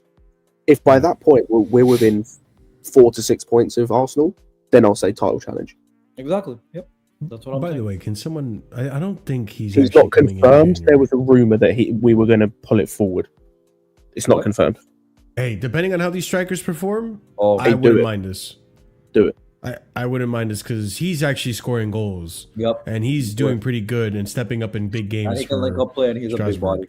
Do it. Yeah, no, he's definitely a striker. to consider for sure. But just real quick on the side tangent, it's just the little things that make me laugh sometimes. This is Palmer's reaction when Nani got booed to come on. Oh, yeah. Sorry. Also, Ray, on your I comment, I'm not saying I we're appreciate gonna win the league. bro. I'm saying if we beat the teams we do until Newcastle, that we should go for the league. Not saying Yeah, I'll like, say, and I'll say we're in That's a the thing, challenge. though, Scott. Before you go, that's the thing, right? Like, I agree with what you're saying, because I think the league isn't decided on the big games you win; it's decided on the small games you don't lose, right? And I think we can all agree on that. Every team in this league is bound to drop points to a team that is below them in the league table at some point. And so, for me, I agree. We can't be losing. We have to be consistent in terms of the results against the smaller teams. But it doesn't just go for us. It goes for the rest of the league too. And that includes Arsenal. Arsenal have been okay as of recently. Now they're going to actually be tested a little more because now they're going to rely on their backup center backs. I don't know. Does anyone know how long Saliba's out for? no. I don't That know. was- He said it wasn't serious, but I don't know how long he's. So he I didn't mean, they say. So- bought decent back. They're another team too that, like, don't get me wrong. Like, as far as the league has gone and how they started, they've been convincing. It's a matter of keeping that up for the rest of the season as well.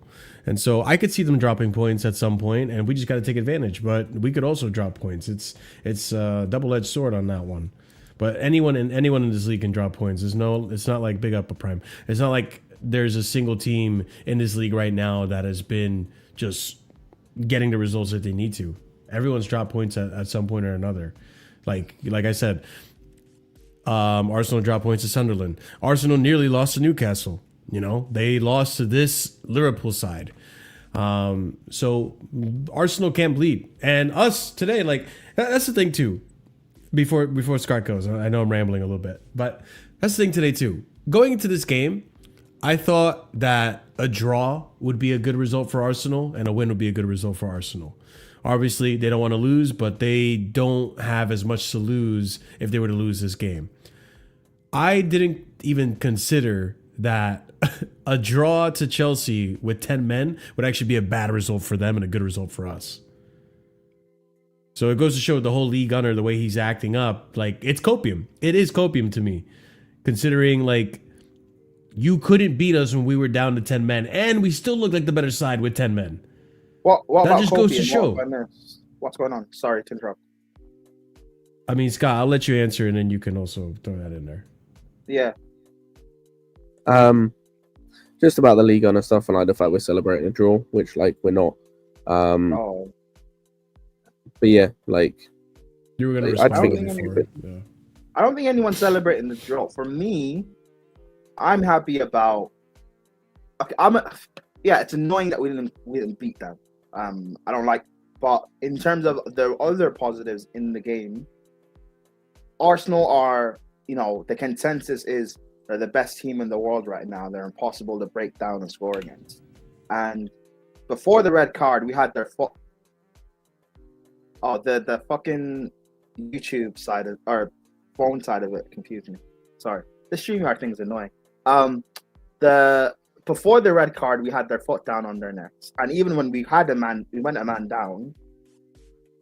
They really didn't do much to get in behind, and any chance they did get in behind, Sanchez was making save after save, or Chalobah making good clearances. They didn't really do much to threaten us, and a little moment in lapse in concentration, Saka gets the cross in, quality cross, they score a header, but again, still, I leave that game thinking, at least from a player perspective, from the Chelsea fan, from a player perspective, like more or less everyone did their job. It's just a shame that we had to go down to 10 men, stupid from Kaisedo, but there's a lot of good things and positive takes from this. Now, in saying that, we have to go then beat Leeds after that, because we all knew we could do this against Arsenal, but the bigger worry is beating the likes of Leeds, so then going to beat Bournemouth and Everton. In terms of I don't know maintaining, about we all. I'm sure there was a good amount of doubters. no, I mean in terms like I thought realistically this game would be a draw. I predicted 1-1. However, in terms of Okay. we knew we could beat Arsenal. That's what I mean. Yeah, we know we could beat Arsenal. I just Yeah, think exactly. there's a good amount of fans that prior to that Barcelona match, there's a good amount of fans that had their doubts, and Yeah, rightfully but so. even They had after, their doubts. but after the Barca game, there were still a lot of people confident that we can do it. And yes, still it ended in a draw. But considering how the Yeah, game went, Barca gave a lot of people now, chest. now for me, it's like maintain consistency against these lesser sides because we know what we can do against the best teams. But can we go in like just get the job done and beat Leeds next? That to me is the big problem I have, and why I won't say we're actually in this title race, regardless of what it looks like mathematically. I just want some sort of consistency before I can really say, okay, I believe. But in terms of not having chest or not having chest, like Chelsea fans can be confident from this. Also, Arsenal fans on their side, they can also be confident as well because they weren't good at all. They were average, or you could even say poor, and they still left with a result in the game. So from their point of view, they can be a little bit positive as well. No, not really. It was 10 men. 55 minutes, you had the man advantage, and you looked like the worst team. Yeah, but they also play the fixture and you play the table at the same time. Yeah, but they also didn't look like breaking us down. Like that's what I'm saying. Yeah, like, they could be disappointed, all that stuff, blah blah blah, but they're still 6 points clear at the top of the league as they go into the next game week. Yeah, exactly. So that's why I'm saying they can still take like some positive in that they didn't, regardless of how bad it looked in the bad result, they were. sure. They didn't lose. Not in terms of the performance. I just mean the result of when we were winning leagues, we weren't winning this exact same fixture in their situation. We didn't win against 10-man City in 2014 in August, even though we went 1-0 up. We didn't win. It didn't matter. We didn't win at Manchester United the next game week either. They had a stoppage time equalizer with Van Persie, and in the end, it didn't matter. Like, yeah, people were upset in the moment, but you play the fixture you're in and you play to the table. That's how it works. Exactly. I will, that's totally fine. Obviously, in terms of the result, it's good. They came out unscathed, but I do feel now, obviously, Arsenal fans aren't going to take it like this. It's going to take another result like this for them to maybe realize it.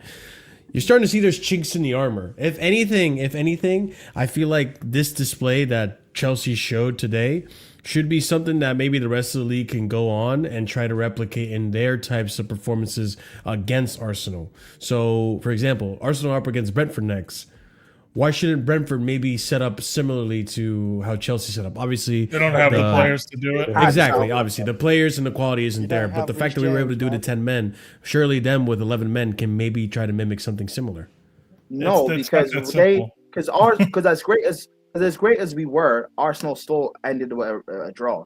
So if anybody else in this league does that, they're going to lose. But Brentford could be better with set pieces because like two of their set piece coaches were fired, right?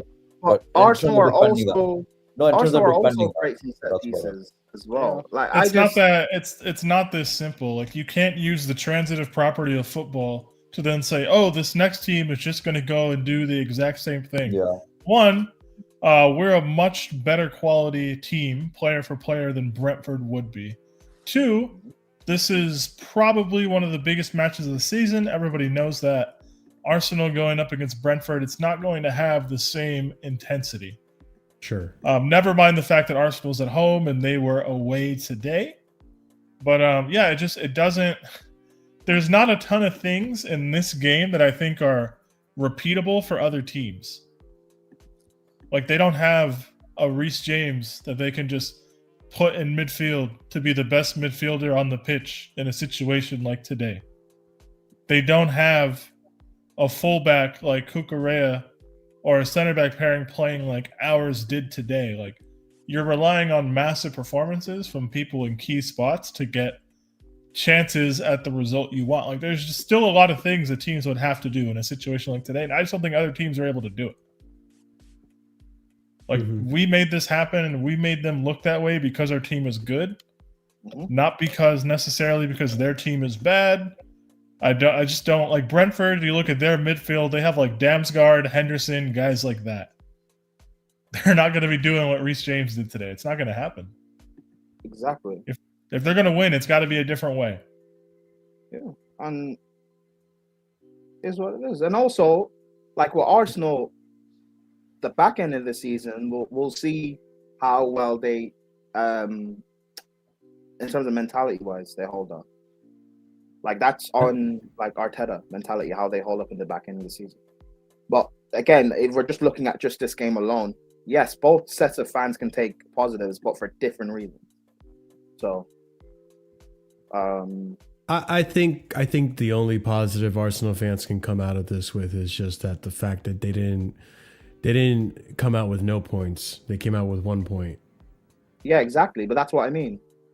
But in terms of the Marshall, result, I think as an Arsenal fan, very much like us as Chelsea fans, we'll look at some of these results, and although we got the win, we'll look at the results and be like, yeah, we got lucky, we got this win, we fucked up here, we fucked up there. Yeah, look at Spurs, for example.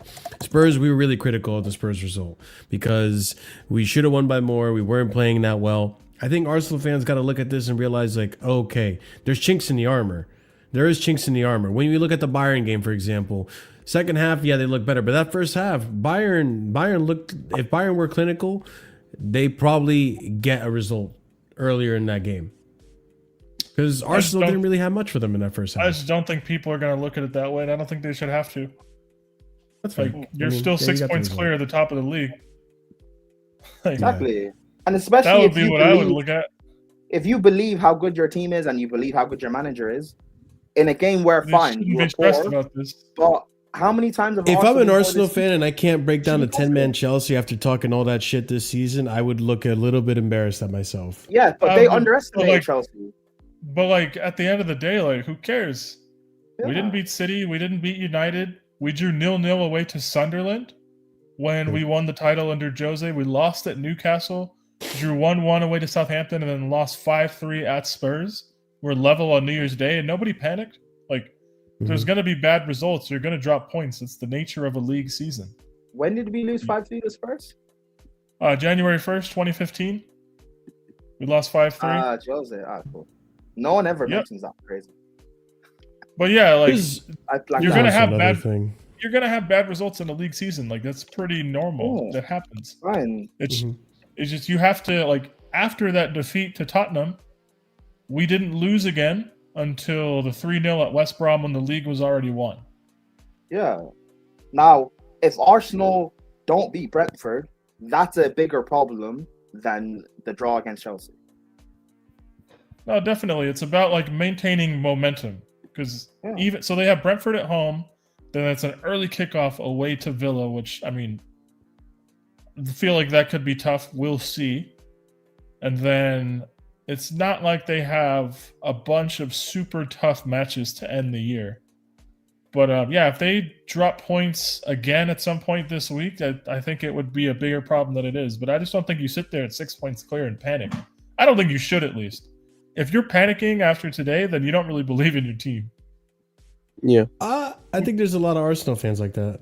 I'm not gonna lie to you. Well, that's fine, and they don't believe in their team, and that's okay. But like, if I were them, I wouldn't be panicking. No, because they still got a great defense, midfield solid. They got Gyökeres and Eze and Saka. Well, you say great defense, but to be fair, they don't really know.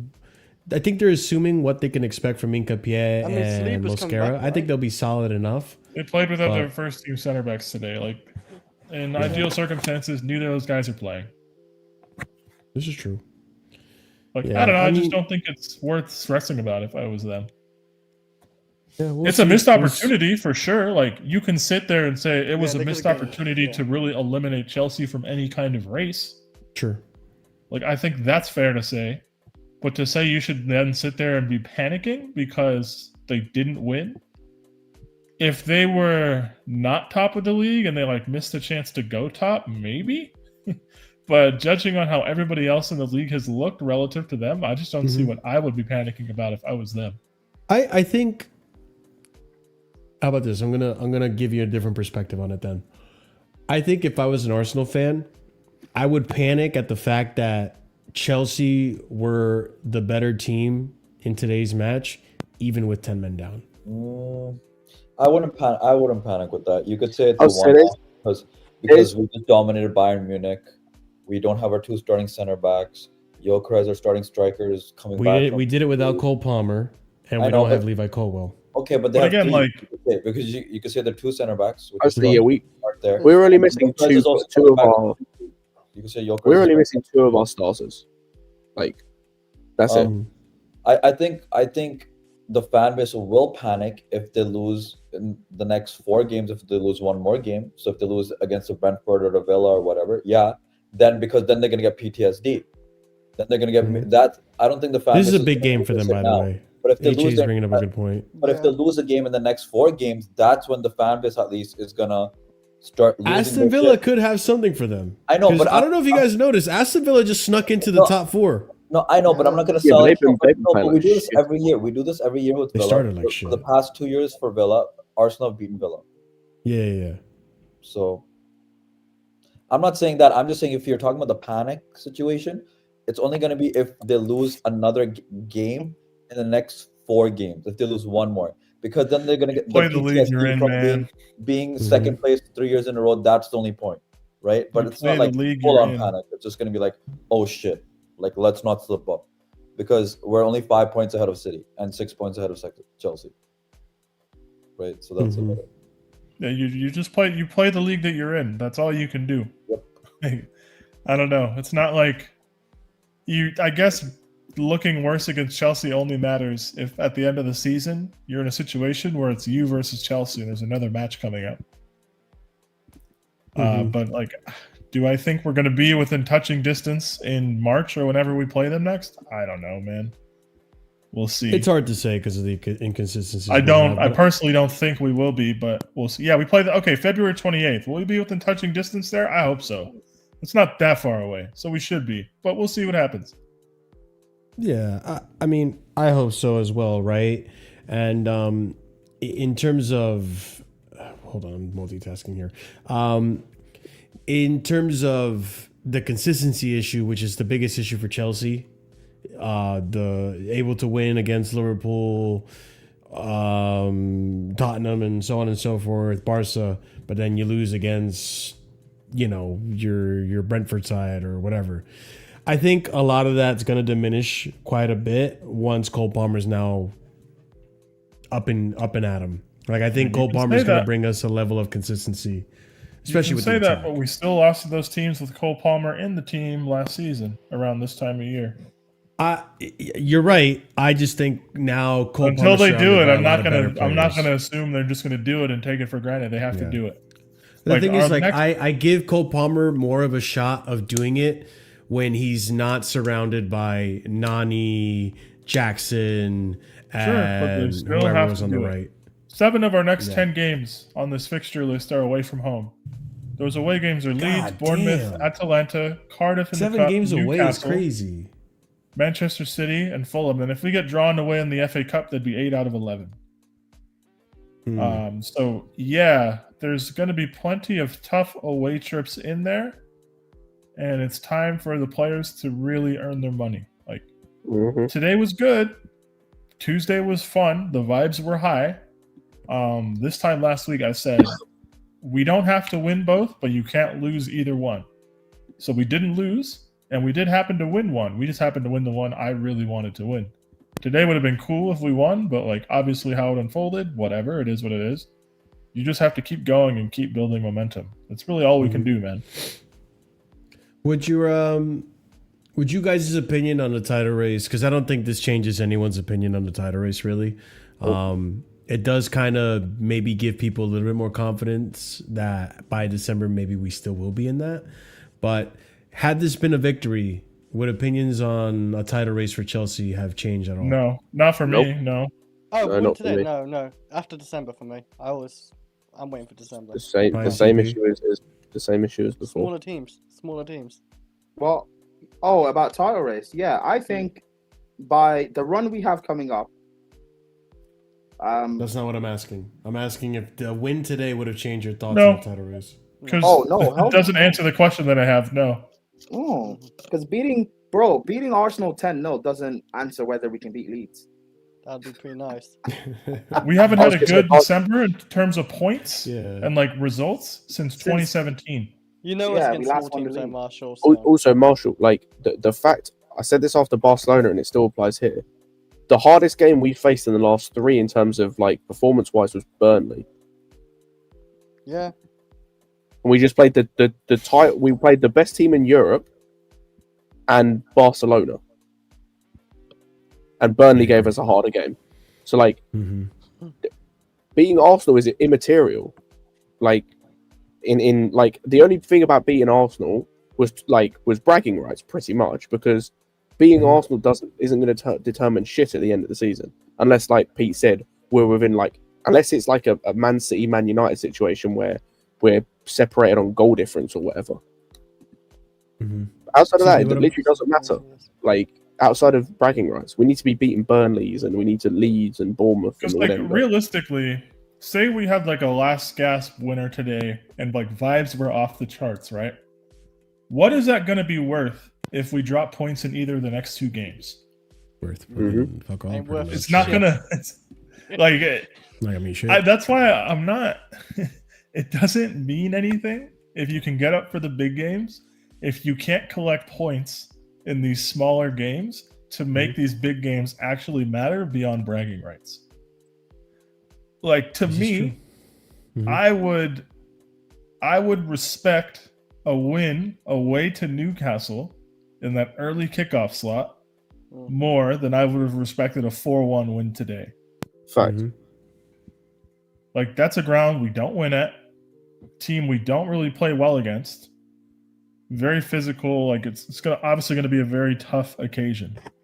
But yeah, we just have to have a good December for the first time in almost a generation. That's just the reality of it. If we have that good December, will I start to believe potentially? Maybe. If we have a good December, I'll definitely come out with chest and say we're in a title race. I looked at the fixtures up until we face Man City. In January, yeah. If we can, at least in the league-wise, if we can remain unbeaten until we face City, and then we beat Man City, let's talk about title race. And I agree with that, because I think if we remain unbeaten in that stretch of run, I think we're still talking second or third place. Because Newcastle and St. James's Park as well. Yeah, like, that's a tough one. fine.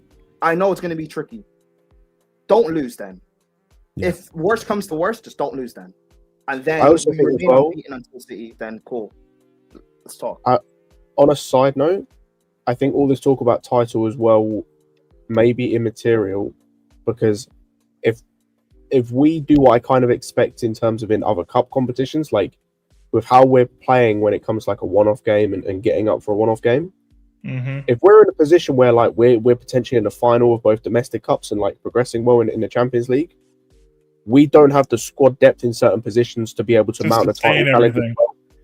So like, to the center back, you're gonna have to pick and choose. I was gonna say, and that comes down to 2 things. Number one, either potentially picking or choosing, or number 2, and I've said this before, some of this is out of our hands in terms of fans and players. It comes down to what are the owners going to do in January. Because if we get to January and we do nothing, this talk of title challenge is pointless, because I think we're better suited as a cup team. So I'd rather go and try and win the cups,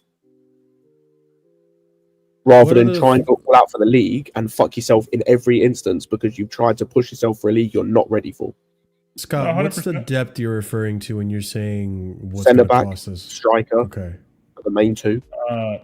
Yeah, I would say center back, striker. Striker's center becoming mid. a problem right now. I'm not gonna lie. I would say center back, striker, center mid, because we don't have bodies that are reliable beyond Reese, Gusto. One of them has to play right back, so one of those 2, Enzo and Kaisedo, and maybe Santos. Yeah, like Asugo's back now. We'll see how he stays. Okay, fit. sure, but like guys like Asugo, guys like Lavia, who are supposed to be contributing. The reason we're seeing Reese have to do these man of the match performances in these random positions like center back and center mid is because the people who get paid to play those positions are not available.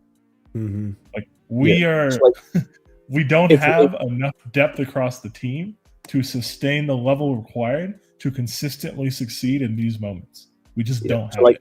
Say for example, we come out of the January window with, like, as an example, right?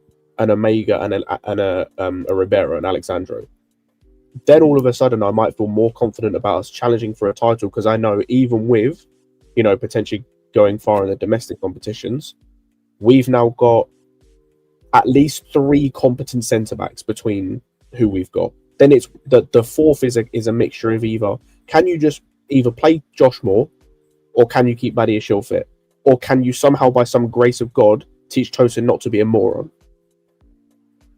It's kind of what you're waiting on. He's gonna have to play Josh, man. Yeah, and then for the other one, for striker, it's a case of, okay, if Omega comes in and bangs, it's can you at least find some level of form between one of João Pedro and Delap for when they have to play in the cup, which you'd hope so, at the very least. We need one of them to come good, because we need goals from that spot. For the same reason, we need one of the left wingers to step up.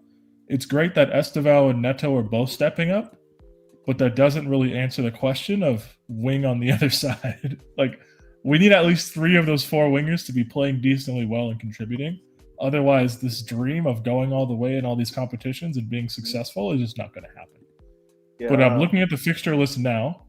If we win that tie against Cardiff on December 16th, we are going to have a 2-legged semifinal League Cup tie. They didn't get rid of that. It still exists. So we're going to have a first leg the week of Monday, January 12th, and then a second leg the week of Monday, February 2nd. So we're just going to have more games sprinkled in January and February. The lucky part about those fixtures is the fixtures around them, outside of Fulham away, are winnable. We should win those. Like Wolves away, West Ham at home, Brentford at home. We should be winning them. Yeah. Yeah, so so some of the teams around us that we will be playing. Actually, I might have to. Will any of them have some sort of effect with players going for AFCON or no? Now that I think about it, because I haven't actually thought about this. Where's the menu from? They didn't make it. That's from Ghana. Yeah, he's from Ghana, but Ghana didn't make it. They didn't make it, so he's not going anywhere. I'm gonna say no. The two most affected teams are Sunderland and Man United. I know that, but outside of that, we're not affected at all. We've got no players going. United are cooked, bro. City have Marmoush. Arsenal have no one. City have 2. Arsenal have no one. Liverpool Salah's in effect regardless. So is it 1 or 2? Liverpool only have 1. Is it just Salah? Yeah, okay. Just Salah, yeah. They ain't gonna miss him. Yeah, it's like Aston Villa. I don't know off the top of my head. Newcastle. I feel like they have Africans, but that could just be me being racist. I was about to say. I'm glad you said it. I couldn't say that. I mean, you could have said like they do, but let's check. You could have said it, Scott, but This guy's name is Jamaldine Jamon. He's from England. All right, brother. Wissa's going. Okay. Did you say Wiss is going? Are you sure Wiss is going? Can he play football? Can he touch grass? Bro, they will. The AFCON's in like 3 weeks. I don't think Villa have anybody going. If Villa don't, if Congo, all the African sounding guys are French by nationality. If Congo want to stand a chance of winning, they will like. If Wissa has a chance of playing knockouts, they'll take it. Yeah, they'll take him. They'll take it. That's insane. Wait, who's going for Chelsea for AFCON? No one. We have no one. You just said no one, Chris. Why? Because we have. Because we have black players. They must be African. Is that it?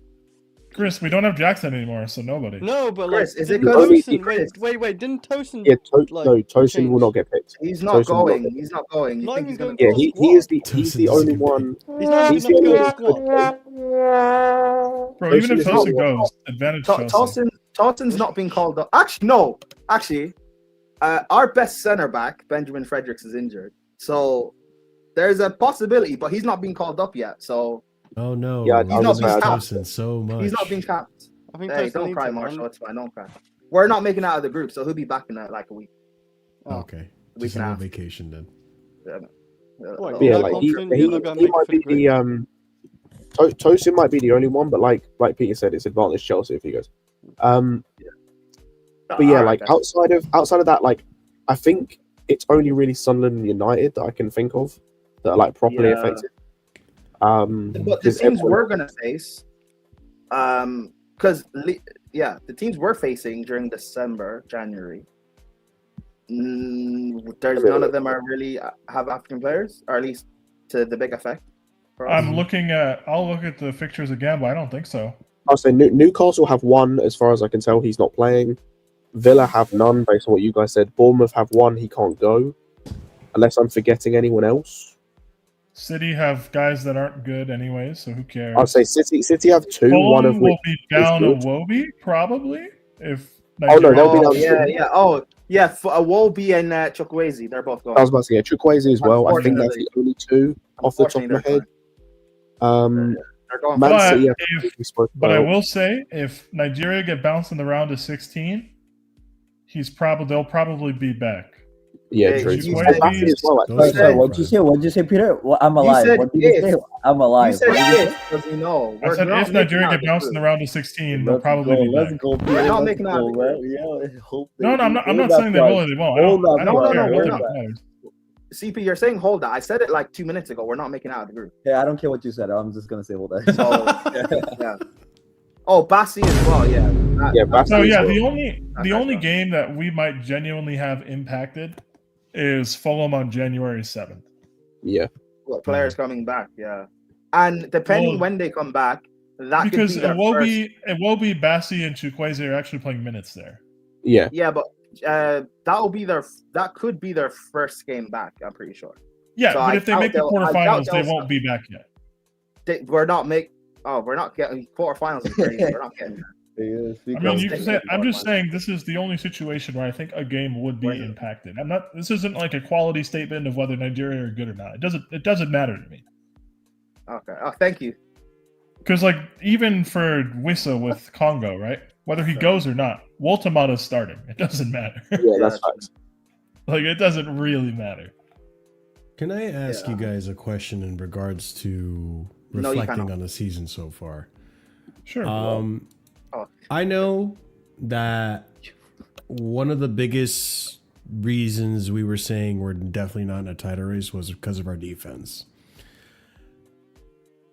Has that narrative maybe been a little more lenient as of recently, or do we still feel we're not fully convinced by that defense? What was the question? It was a weird question, but are you trying to coax title race talk out of us again?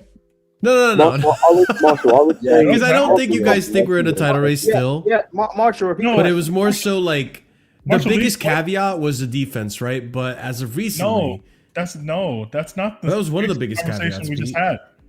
That's not the conversation we just had. No, he's talking about in the beginning of the season versus now. He was saying one of the caveats was our defense. We don't trust it. Because that was the biggest reason. Before the season even started, everyone was saying we can't win with this defense. If I had to do this by position group, which one do I think is the sketchiest? I would say the defense, namely the center backs in terms of depth. Yeah. Because nobody knows. Fofana started 2 matches in a row. When's the last time Badia Shields done that? Who knows? So we're 1 injury away from Tulson being out there, and great guy, but no. I was gonna say, Marshall, that's where I'm at. I'd say yes and no. Yes, in the big games, in terms of the games where it's going to be Fofana as long as he's fit. Yes, that's fine. It will be the game again. It just comes down to Leeds. Fofana's not playing that game. Okay. We stand corrected. Amine Adli is Moroccan, the guy for Bournemouth. Oh, sorry. That's cool. I guess. Anyway, I don't even know if he gets picked though. He played yesterday. He scored. No. I don't know if he gets picked from Morocco. Oh, I don't know. That goes back to the consistency conversation. Sure. Because our consistency hasn't been players in the midfield or attack. It's been mostly on the defense, just not making mistakes. No, I disagree. I think that's part of our consistency, though. No. I think our consistency in the attack hasn't been good on a player-to-player perspective. I think what's been consistent is our goal scoring as a totality. I think our strikers haven't been consistent, but our attackers have been pretty good. No, they haven't, bro. All of our attackers outside of Esteval have been hella inconsistent. It's just when one goes Scott, we're the second best attacking team in the league. Marshall again. they are inconsistent as players. I'm talking about when one player has a shit game, another player has a good game. That is the difference. So when, for an example, like when a Neto doesn't turn up one game, Esteval or Garnacho will turn up the other in that game. Wolves, for example. But when a Garnacho shits the bed or Gittins is playing like shit, Neto will perform well. That's what I'm saying. As a totality, in terms of the goals they can scoring, our attack is consistent. But on a player-to-player perspective, they are not consistent. We don't have a single attacker outside of Esteval who is performing consistently game on game on game.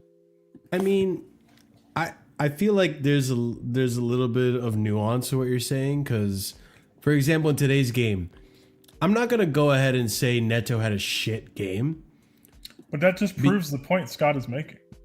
No, but like I feel like in games like today, I'm not gonna say Neto had a shit game, because in that first half, for example, like he didn't do anything. But that first half, we also were heavily leaning on Esteval on that right-hand side and trying to expose that right-hand side. So I feel like sometimes the performances that we're talking about one being shit and the other one being good, I think sometimes it's down to just the tactics and how we approach the attack. Sometimes we lean more on the right than the left because it works better with the connectivity also, Marshall, and the other players to back involved. up my point again, you say we're the top goal scorers or the second top goal scorers. Yes, we are. We scored today from a centre-back. Our top goal scorer this season is our number 8. Is it really? Like, yeah, but like you look at our attack overall, like Neto's been scoring, Gittins has a good amount of assists in there. Esteval has been scoring. Palmer's not back yet, but Palmer is going to score. 7 GNA from João Pedro, despite the performances as well in 12 games. Marshall, are Our any of leading those goal players scorers have just 4 made goals. consistent? Sorry. 3 of our top 5 leading goal scorers don't play across the front positions. The other thing too is that Maresca came out and said he likes his team to be more spread out in terms of the goals. So, I mean, we're kind of doing that. I get what you're saying, Scott. Don't get me wrong. Like, I'm not like denying it completely, but I do feel like from an extent, it's like score of 13 goals. I feel like Also- from an extent too, it's like I almost rather what we're doing now than be heavily reliant on Cole Palmer, like in like that Pochettino season. No, Marshall, that's fine. That wasn't the argument. I'm probably taking it to the extreme, but yeah, you get what I'm saying. The argument that was made was like our attack as like our attacking players, I should say, are not consistent. And I think that's the biggest issue for me now is even though, going back to the conversation we had about the centre-backs, even though that has improved, especially in the big games when Fafana's playing and now Chalobah's stepped up, we've had the inverse effect happen with the attacking guys in terms of there isn't a single striker currently I would be happy starting on a game-to-game basis because they, outside of Mark Hugh, who's 18, 19, they both kind of suck. Yeah, but also look at how shit this league is. Okay, Isaac scored his first. Oh no, I agree. Walt I'm not saying that the league Tomato, isn't shit.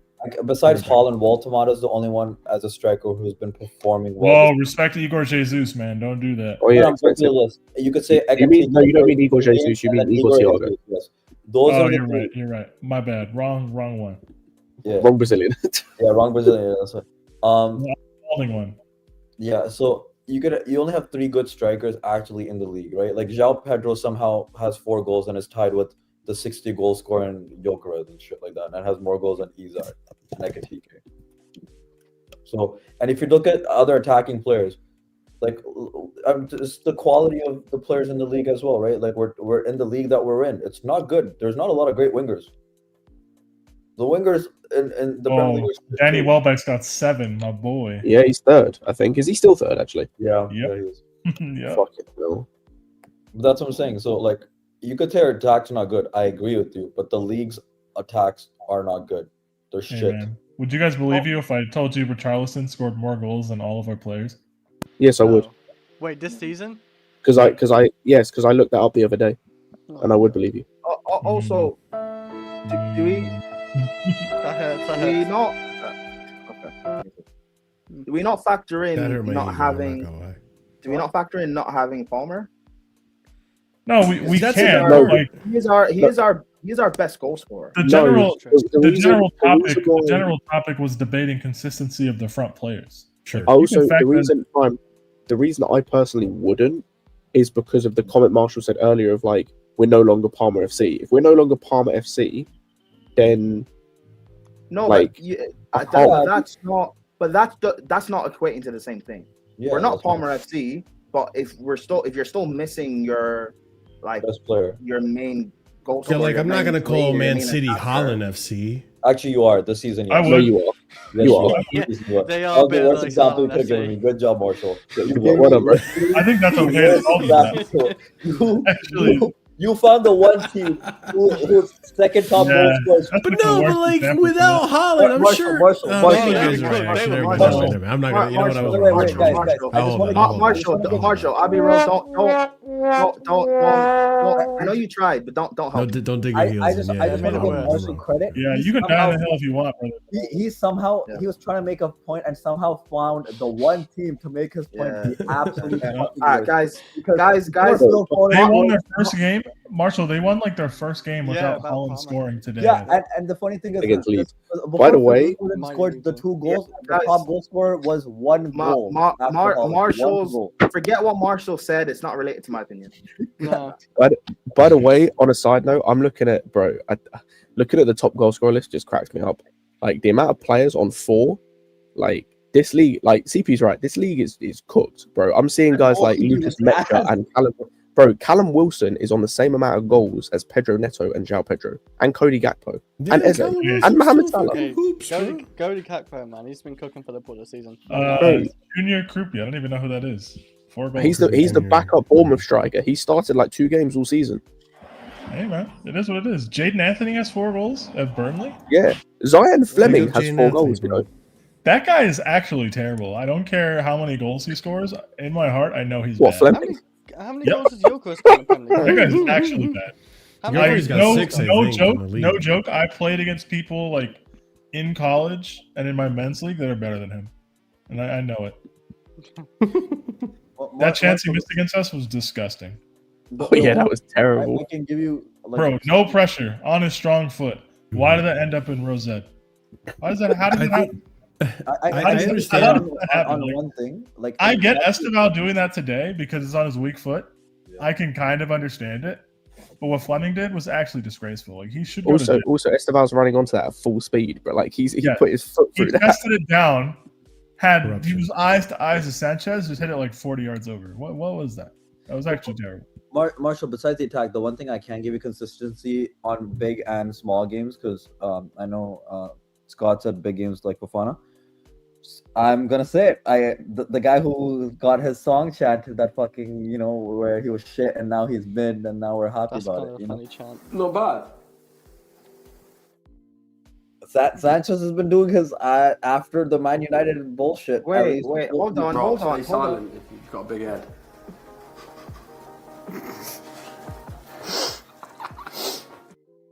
Like there were still some dodgy passes. Hold on, but CP. Hold on, CP. Hold on, CP. Hold on 1 second, CP. Marshall, what the fuck was that? What's on Jorgensen's mouth? The pit tape. Not bad. Up breathing tape. No, So because like a each player had a different sense that they couldn't use, right? So one. I was about to say that. Yeah, that's it's that 3 that's senses hear no challenge. evil. That's hear no Hear evil, no see evil, no speak evil, no speak evil, no see evil. No. I know what the challenge they're doing. I said what's on his mouth. It's called a That's like tape or something. I Yeah, don't know. you see, you don't get called Palmer. You know what that looks like? Did anyone watch the Superman movie? You know, Mr. Terrific. That team he I haven't has. seen the Superman movie. That looks like the fucking mask thing he has on his face. It's weird, bro. I mean, CP. Sorry, speak on that topic then. To be honest, I'm not singing that song, by the way, until Man City. it's okay. If he doesn't We fuck can up wait until till Man Man City, City. then I might sing that song. Wait, what song? Yeah, no, go. You can go do one. It's kind of funny. I don't know. I don't know. That's why I asked you. I'd say Prime probably doesn't. Google it, Prime. That's all I'm gonna say. Google it. Oh, it's something in line with CP, like. I don't know who shine, you're now referring he's to. alright. I was Like, talking about Sanchez. CP, I don't even know who you're referring to. Oh, Sanchez. So there's this. I'm not gonna say the exact lyrics, but the summary is that you used to be shy, but like now you're all right, and like. Oh, that. Hey. Our 3 best players today. Like, I'll say it. Reese James, man of the match by far, and second and third, in my opinion, is Chalobah and Sanchez. I would say Gusto too defensively, not attacking though. But defensively was good. I think Enzo's up there as well, to be honest. But yeah, no, Sanchez. That's what I'm I saying. feel like the way Prime said that kind of came off like this. I'm not gonna. Well done. Wow, amazing, brilliant. Well done, super good job. No, I'm being honest. Stop. Hold on. No, I'm being. What do you mean? I'm being honest. I said against. See, Marshall, we're not all like you that have agendas, okay? I'm being honest because I said against Barca. I said against Barca that Chalaba was our best centre back, and he was our best centre back today again. He was the best centre back on the pitch. Yeah. It's not even I honestly, you could debate between Fofana and him. I think Fofana was pretty good. Well, Fofana was very good today. Chalaba was still better than him. Sure. Yeah, and this is me, bro. The fact that I can say that and knowing how you guys know how I feel about those two. Well, I'm still waiting for you to, give Robert Sanchez a little bit more credit than you have been. I said he was our third best player today. He was brilliant. He made big saves in the second half, particularly.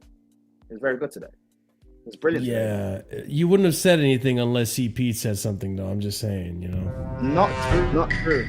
I was just on the stream previous to this where I spoke on Chalaba and Sanchez. I said they were our third and second best player. You keep doing that sound effect, Marshall, but unlike you, I'm actually fair. Because I'm harsh in my critique of players. I'm also fair. I'm sorry. You said unlike me, you're fair, but it was the beginning of the season where I was trying to tell you like Rob Sanchez isn't as bad as you think he is.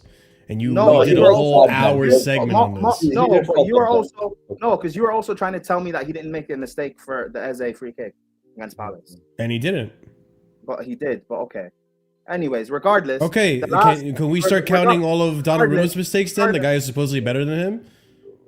Because if you want to count that Eze chance as a mistake for Rob Sanchez, I have a handful of them for Donnarumma I can give you this season alone. Of course you do, because you like agendas. You don't focus on your team. No, because I like to be consistent, and I want to hear it from you as well. But you don't give me consistency. I do, because I said that against Barca after the Barca game, and I also said after the Barca game.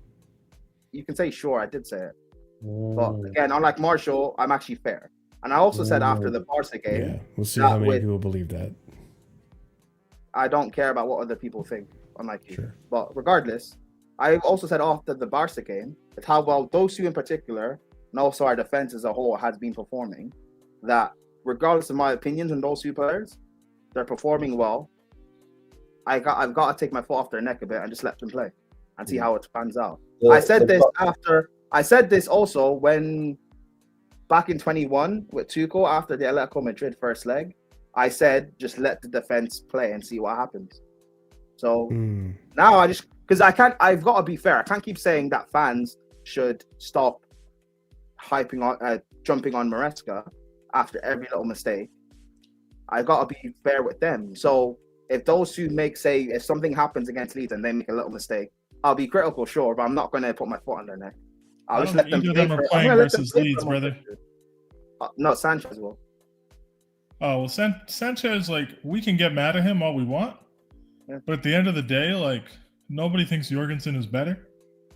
Yeah, so, that's why I said he's gonna play. That's what I'm saying. You just have to roll with it, man. I'm not gonna lie. When Sanchez stayed down after that Gyökeres freaking tackle, I was kind of worried he was injured. I'm not gonna lie. Nah, he's fine. Man. No, I didn't think he was that. There was anything. I didn't think he was hurt. I didn't think he was hurt. When I first saw the challenge, I thought it was a red, but I didn't think Sanchez was hurt. But regardless, hey, they're playing well. I like the fact that we're playing well. We're keeping clean sheets and we're winning. So just let it continue. All that was I need to waste time because it is 1-1 and we are almost out of gas. Yep. Yeah, I mean, listen, in terms of Sanchez's performance today, I gotta give him big credits in terms of he didn't have much to do in terms of saving, but cross-claiming and making sure Arsenal never got anything out of their set pieces.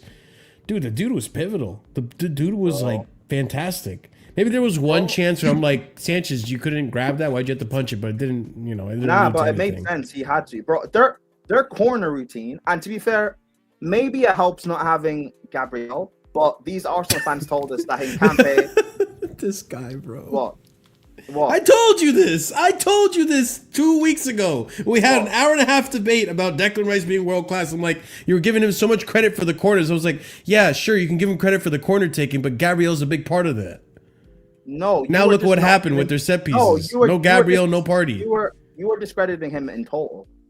Not discrediting him in total. I was just telling you, crosses aren't that big a deal. How many assists you get from a corner doesn't matter to me than open play assists. Well, regardless, Marshall, we don't care about your other agendas. That's fine. Regardless, whether that's cool, Marshall, Agenda FC. Yeah, regardless talk to Rob Sanchez of Gabriel, regardless of Gabriel not being there or not, Arsenal fans told us their backup center back start for us, so it doesn't matter. But what we had to face, Sanchez dealt with everything, whether it's by claiming or punching. He dealt with everything. Their set piece routines didn't work against us. Their throwing routine, if there even is one for them, just didn't work on us. So yeah, massive credit. That's why. I also wanted to give shout out to the coaching staff in general too, because the set piece staff, because they're the ones who recognize our weaknesses that we have conceded. The whole putting 3 people at the halfway line to draw. That's true. From the box, so it makes what's funny? Claim. In under 10s football, we do the same shit. No, Peter, you're right. Because me and Flawless were talking about Arsenal set piece things in the beginning of this year, and he's like, "Dude, just put 3 people in the halfway line." And then I talked to Flawless literally 2 weeks ago. I'm like, "Dude, they're doing the exact thing. Chelsea's doing the exact thing we talked about." So, you guys, everybody knows why teams do that, right? Yeah. That makes sense. Yes. Anybody watching, that makes perfect sense what Chelsea did in the second half today, right? In terms of what? Just how they set up? Yeah, in terms of leaving people up for the corner. They went man on everybody, with the exception of Madueke. They had a one person playing a zone, at the front of the 6. Went man on everybody. You just didn't mark Madueke on purpose. Because for whatever reason, what they must have seen on film was the ball's not coming to this dude. Just don't even fucking worry about it. He can't. What Arsenal were doing was leaving the space for guys to run into. Yeah. But it's much easier as a goalkeeper to claim the ball when you don't have obstacles in space. Yeah. So Sanchez had a free run at the ball, and immediately it's hey, now we're gonna find one of our outlets. Now they all have to run back, and it's creating a counterattack without actually doing much. If Arsenal were smart, once they saw that, they should have had some sort of shorter routine to build into the box and then take advantage of all that space in terms of dribbling into it. I'm sure they'll have something for next time. But yeah, that's that's one of the first things I teach when I would coach under 10s and under 8s. It's hey, on corners, your front 3, just make sure you're in your own half. And if you guys win the ball, hoof it towards the sideline at the halfway line and just everybody run. It's the easiest thing. It's a simple fix because you still leave that threat, and you can't. Then Arsenal can't commit all the bodies they want to commit, and not just Arsenal. Any team. They have to respect it because you can't be offside. Exactly. Exactly. One little mistake. Exactly, and I think it's even smart from that perspective too, of giving Sanchez space to claim the ball. Yeah, he's your top guy. Your goalkeeper is going to be your most effective he can weapon. Use his hands, defending corners, anyways. I'd rather give that person space to make a decision than put 6 bodies on top of them and just pray that they don't bundle the ball in. And honestly, that solution of how to approach those set pieces, how to approach those corners, I don't know why more teams haven't been doing this. I feel like that too, and it's more practical than just avoiding the corners in general. Because I feel like last season we did a good job of especially in that second leg, we did a really good job of limiting the amount of corners we were allowing Arsenal, which is great. In an ideal world, you give them 0 corners, but honestly, let's be real, we're not in that. They've improved better as a team than they did last season. They're going to get chances. So what happens if plan A of not giving them corners doesn't go according to plan? You have to have a contingency plan of how to approach the corners when they do happen. And I think it's smart, and it gives me more confidence too. Obviously, I don't want to concede corners to Arsenal because I still think it's dangerous. But we should do that for every single corner, for every single team. Yeah. Until we're going to get better aerial players in terms of center backs and center mids. Yeah. Because one thing we don't do well, and you guys have all seen this, is we do not defend our box well in terms of set pieces and crosses. No. They scored in a similar situation today. I think last season our best aerial duel winner was Levi Colwell. Our two best, I believe, are Caicedo and Colwell. Neither of them were available in that second half today for different reasons. But it's the reality. It just doesn't. We are not a team that can park the bus in the traditional sense. Yeah, we don't have the bodies to do it. We tried to do it against Brighton. We tried to do it against Man United, and it didn't work. Tosin has that quality in terms of aerial clearances, but you don't actually want that guy playing the rest of the match. So it's not worth it having him out there. Crazy that a man that's probably the tallest guy in our team is so shitty at aerial battles. It's not even that. It's the regular. It's the rest of the game. Like you saw him give that penalty away against Ajax for no reason other than being really clumsy. Like you can't have that guy and his slow feet running around the box with guys like Saka. You'll get yourself in trouble. 100%. But no, I don't mind the way we approached the set pieces today. I don't mind the way we approached the second half. I think any fan who's legitimately upset at that just doesn't live in reality and just is determined to be miserable. I don't have issues. Let me ask you guys something so that we can, I guess, work our way out of closing this out. Do you guys think, based on how we performed today, do you guys feel that we probably have something for them on the return leg? Sure, but like, I don't know. That's so far away. I'd have to really think about it. But like, can we go there and win? Yeah, why not? There's no reason to say we definitely can't.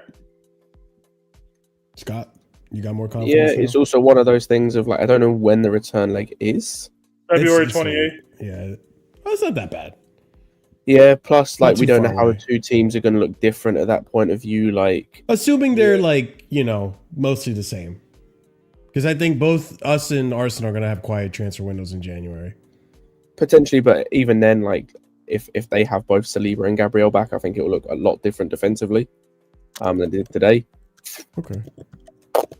I also think I think it will look different in terms of if Gyökeres is starting and playing the whole match, which I think if he's fit, that does happen. Then I think it's just going to be a case of injuries as well, because there are guys out who typically do score or perform against us. I'm thinking Trossard, for example, as well. But we also had guys out. I wonder how Palmer makes a difference. I wonder what happens if we actually have 11 men the whole game. I feel bolder if we stay out of the playoff round in Champions League. The second leg of that playoff would be 3 days before Arsenal. That's true. If we're in a playoff, though, right? Yeah, that's why you're referring to in the top 8 at all costs. Yeah. To me, if we're in the top 8, that's less games going into that one. The biggest games this month are the next 3. Yeah. It doesn't. Winning against Barca is fine, but if you throw points away against Atalanta, it doesn't mean that much. We're right back in the same situation. Yeah, 100%. I agree with you on that one. You need to finish top 8 to stay out of that dreaded playoff. I do not want to go anywhere near that. No, we don't need extra games. Less games, better. Because that was the exciting thing about today's match is that, we had Caicedo on decent rest, I should say. I know he played against Barca, but the game before that he didn't play. So it was one of those okay, cool. And then he gets sent off. Well, and now he gets another 8 days off, man. That's what's up. Yeah, another 3 games. That means he's playing against Atalanta 100%, by the way, which will be good for us. Playing against Atalanta, and he's playing away to Cardiff. Let me look at the fixture list, actually, real quick. I don't think he plays away to Cardiff, because then we've got Newcastle straight after that. Yeah, but it's Tuesday and then it's Saturday, brother. He's playing. I also don't feel like you need him against Cardiff. Scott, after Newcastle, we have a whole week off. True. I just don't feel like you need to play him against Cardiff, to be honest. We should win that game anyway. Bro, Santos at that point will be running on fumes. He's playing. Yeah, true. That's a good point. That is a good point. He got himself sent off. Santos going to play all these games. He earned himself a start against Cardiff with a red card today. 100%. It's like a punishment. Lavia's going to be nowhere near fit by then. Oh, yeah. We don't even know where Lavia's at. Sugo could play a part in this too, but we don't know. Yeah. That's assuming the best of Asugo. Like, listen, as much as I want to be the Asugo fanboy in this group, I don't even know what to expect from Asugo coming back. Like, I don't know. We've barely seen him play for this team, so you know there could be a little bit of overhype for Asugo. I've seen people get excited about Asugo coming back. And I'm like, why? Like, he hasn't played that much. I mean, don't get me wrong, he's training, a decent player. He's back in training, yeah. All right. I mean, I feel like 2 weeks might come a little bit early for him, but if he's fit to come off the bench or whatever, sure, fuck it. Yeah, next game will be a big tell, which is going to be on Wednesday, guys. So, yeah, Leeds on December 3rd on Wednesday. So, we'll see. We're going to have Palmer back, which is going to be great. And we're going to have... On Wednesday? What's up? You think he starts on Wednesday? Who? Palmer. I think he should. Probably comes off the bench. I think he starts. I think he was going to play today until he went down to 10 players. Yeah. I agree, but I think he should play. Like, I think he should play at least 45 minutes because 2 reasons. Number one is like you need to get him out there at least some minutes. You need some match fitness in him. And also, I can't watch João Pedro and Delap play with the way they're playing at the moment. Like João Pedro needs to be dropped. I'm sorry, like Delap I can watch play because at least with him it's like, okay, you haven't had a lot of game time, you'll come back from injury, etc., whatever. So João Pedro just actively pissing me off at this point. Like he needs to be dropped. Really, I'm feeling the other way about Delap. He's a fucking battering ram, doesn't do jack shit, just bumps into people. Oh no, I agree, but my thing with Delap is like I don't rate Delap, like I haven't rated him in terms of the way he's played at all. But my thing is like at least with him, it's like he needs some reps to get back into some sort of rhythm. We have seen João Pedro play consistently since the start of the season, and he's just playing like shit. And it doesn't matter whether he plays the 9 or the 10. I think real quick, starting on Wednesday. Real quick. I just realized because I looked at the other chat. Big up Footy Judge Mo for the raid. I appreciate it. And all of you guys coming here from the Footy Judge Mo raid, be sure to smash up the like button, subscribe to the channel if you're new here, and subscribe especially if you're a Chelsea fan because we're going to have plenty of content here and plenty of panels to discuss. I'm sorry, Pete, you were saying something. I think Delap plays on Wednesday because he subbed on today and João Pedro got hooked. So my guess is Palmer plays as a 10, Enzo and Santos. You have Delap in front of Cole Palmer. And then on the wings, it's going to be Gittins and probably Neto. I agree. I actually think that's the exact... The only thing I think could be different just because he didn't play... And I think Reese doesn't play on Wednesday. Yeah, I agree. I agree that. I think the only other thing I would say, the only other position I could see being different is left wing, just because Garnacho only got the 45 minutes or whatever it was that he got today. I just don't know about... Okay, sure, then Garnacho and Neto. I yeah, don't know. like that's the only other position. But outside of that, Garnacho and Gittins in a league match? Nah. No, that's not happening.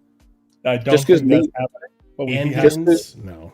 The only way that could work, he won't do it because, like, the only way that works is if you put Garnacho on the right, and he's shown both times when they've played together, he's put Gittins on the right over Garnacho, which doesn't work. Gittins is not a right winger. Oh, I would also arrest Cucurella on Wednesday. I agree with that. Yeah, give Hato some minutes, to be fair. What's your back line? Hato's going to have to... So it'd be Hato left back, Badiashile left-sided center back. I would play Chalobah. Over Josh. Actually, that's true. I completely forgot about Josh. Yeah, I would just... I guess I would make... How many changes am I making in my brain? Hato, Badiashile, Josh...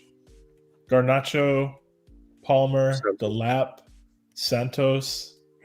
That's like 8, right? Yeah. I'm doing something like that. I'm not rotating Sanchez. The only game Jorgensen's playing this month is Cardiff. I'm not rotating Sanchez. Sorry. Yeah. I have a feeling Tosin's going to play. I don't. And on to the point you guys were saying before, too, like, part of me also feels that... he might even try Neto and Striker before he brings on Gu. Tosin and Josh have played together once, I think, and it was against Wolves, and like Tosin was the worst player on the pitch. Actually, if you have Badiashile there, then maybe Tosin doesn't even get a shout. Because the only reason I think he even plays Tosin is for the past. But Maresca has to pick Josh over Tosin at some point. Yeah, like my That's thing is like yeah. Kaicedo should be bottom of the totem pole. He hasn't had a good game. Well, he's had one good game this season, I think, and I don't remember what game that was. I don't remember either. And I might even be was wrong. it Fulham? Maybe. Was it Fulham? No, Fulham. He was shit. He like in that game as well. Remember, he like I know it didn't count, but he got spun for that goal that we conceded. I'm just asking, brother. I'm not saying he did or didn't. I'm just maybe that's like maybe. Burnley. He So I was just remember in crap. September He he conceded a goal. sucked. You got to rotate, Gets. That's why. We got a game on Wednesday. Fofana's And definitely Chalobah's good. played back to back to back. Actually, Chalobah and Fofana have played back to back games. They were both for Barca. Now they played both. Oh in yeah, this yeah. game. What's his Yeah, face? So Fofana's definitely not playing. They played. Fofana's They not played playing, Tuesday, but- Sunday. Yeah. So like, yeah, Chalobah's the only one you could maybe legislate if you don't want to do too much rotation. And like, say you play him, and then maybe you could do like Badia Shill against Bournemouth. I wouldn't hate that, but also for the sake of consistency in the league, playing Fofana and Chalobah is probably better. So you then have to rotate both of them out. Which I don't mind. We're playing Leeds, for Christ's sake. Yeah, I think you just rotate on Wednesday, man. I think it'll be okay. Yeah. You can have some rotation in the attacking positions against Atalanta, but just rotate on Wednesday. Rotate heavily against Cardiff. Newcastle and Villa are a week apart, and then you just deal with the next ones as they happen, really. But yeah, we'll see what happens. But yeah, I would say 8 or 9 changes even on Wednesday. I'd be okay with that. I know fans will get mad, but these guys are going to have to play eventually. Yeah, Yeah, they have to. And one more thing I forgot to ask overall on the panel. Good result for Chelsea today, the draw? Yeah, No. of course. Damn, Scott. Yeah. Yeah. Yeah. Scott hating. No, I'm just kidding. Yes. Like, We but got 4 before the points this game week and with for 10 men, beating yeah. some But in people terms of, I was saying in terms of like the performance, no. But in terms of like playing with 10 men and playing against the best team in the league, yeah. Wait, and you like weren't I happy did with think it'd today's be- performance? No, I think based on today's performance, I don't think Oh, it's a good okay. result. Like because we should have won that, and I wanted us to win. So I'm kind of pissed we didn't. But like on the other hand, I could like it's a decent result because we finished the game with 10 men and we didn't capitulate. If this was the beginning of the season, we'd probably lose. to be 10v11 honest. is tough. Like, was if that, this is the Marshall? beginning of the season, we probably lose, considering our record with the red cards in the beginning of the season. 52 minutes too long to play 10v11, man. That's just too much. That It's was a too really much long time try- to be down to 10 men, yeah. It's just too much to play kind of how we wanted to play.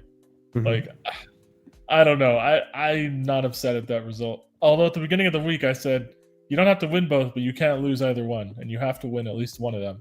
And I would have rather beat Barca than Arsenal. So I'm Yeah, happy. You got with exactly it. what you wanted. Well, Yeah, I'm actually, cool. exactly what you wanted was wins all the way around, but I would have taken 2 wins, but once Caicedo goes to VAR, I'm like, well, he's going to get sent off. So yeah. let's not lose this, boys. And we Actually, didn't. Pete, you were in here earlier. Did you think that was a harsh red? No. The only thing I would say is Betancourt did the same thing to us a month ago and didn't get sent off. Yeah, I know. It's like That's clearly a red. Like textbook studs into. The reason that's a red card is because studs are going into ankle. Anytime it's going into the ankle or the shin or just things that can break freakishly, Yeah, you're going to get a red card for that. None of you probably watched Wolves versus Villa this morning. Or, I don't know, maybe Scott did because he's a sicko. But the number 10 from Wolves did this bullshit where he tried to jump into a challenge, but his studs just kind of stamped on somebody and they didn't connect higher up the leg. So that was basically the justification given for him only getting a yellow and not a red. The reason Caicedo gets a straight red there is because it's studs going straight into something that can feasibly break, which I think is a stupid precedent. I think anybody lunging into a challenge with studs should get sent off, whether they make contact or not. That's the whole theory behind dangerous play and those being reds. But yeah, no, I don't disagree with the Caicedo red. I would just say what Betancourt did a month ago, right in front of the referee, is the exact same thing on Reese, and that didn't get a red. So let's make sure to give that as a red card every single time, please. Let's maintain some consistency.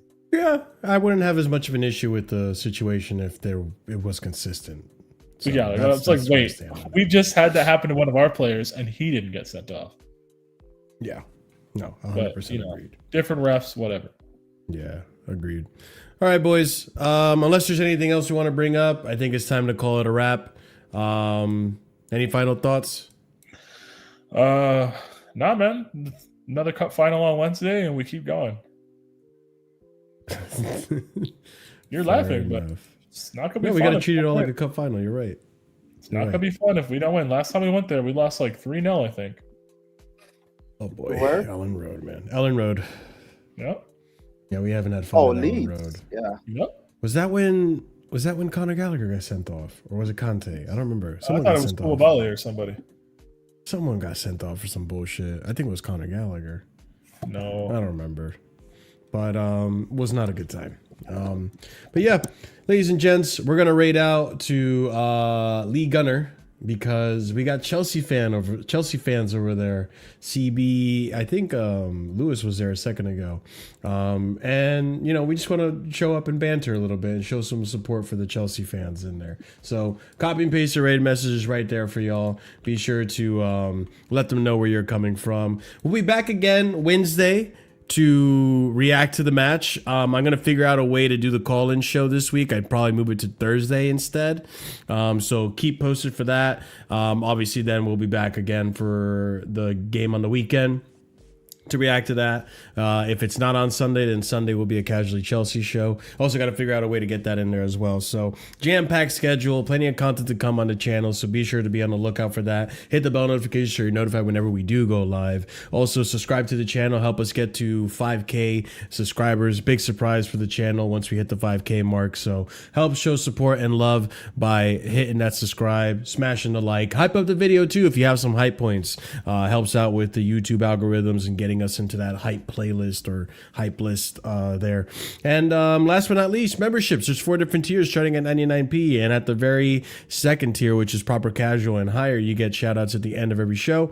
I'm going to butcher some names here, but these members are Anra Varazwi, John B 3405, Gabriel Mejia 6081, Ish 462, Hater Wakas QK7SQ, JC Badam Bum Bum, Dark MK 3HC, Lanray Sadiq 4470, A Solomon 93, EE, and Adrian M90. Big up for the support at the proper casual and higher tiered membership.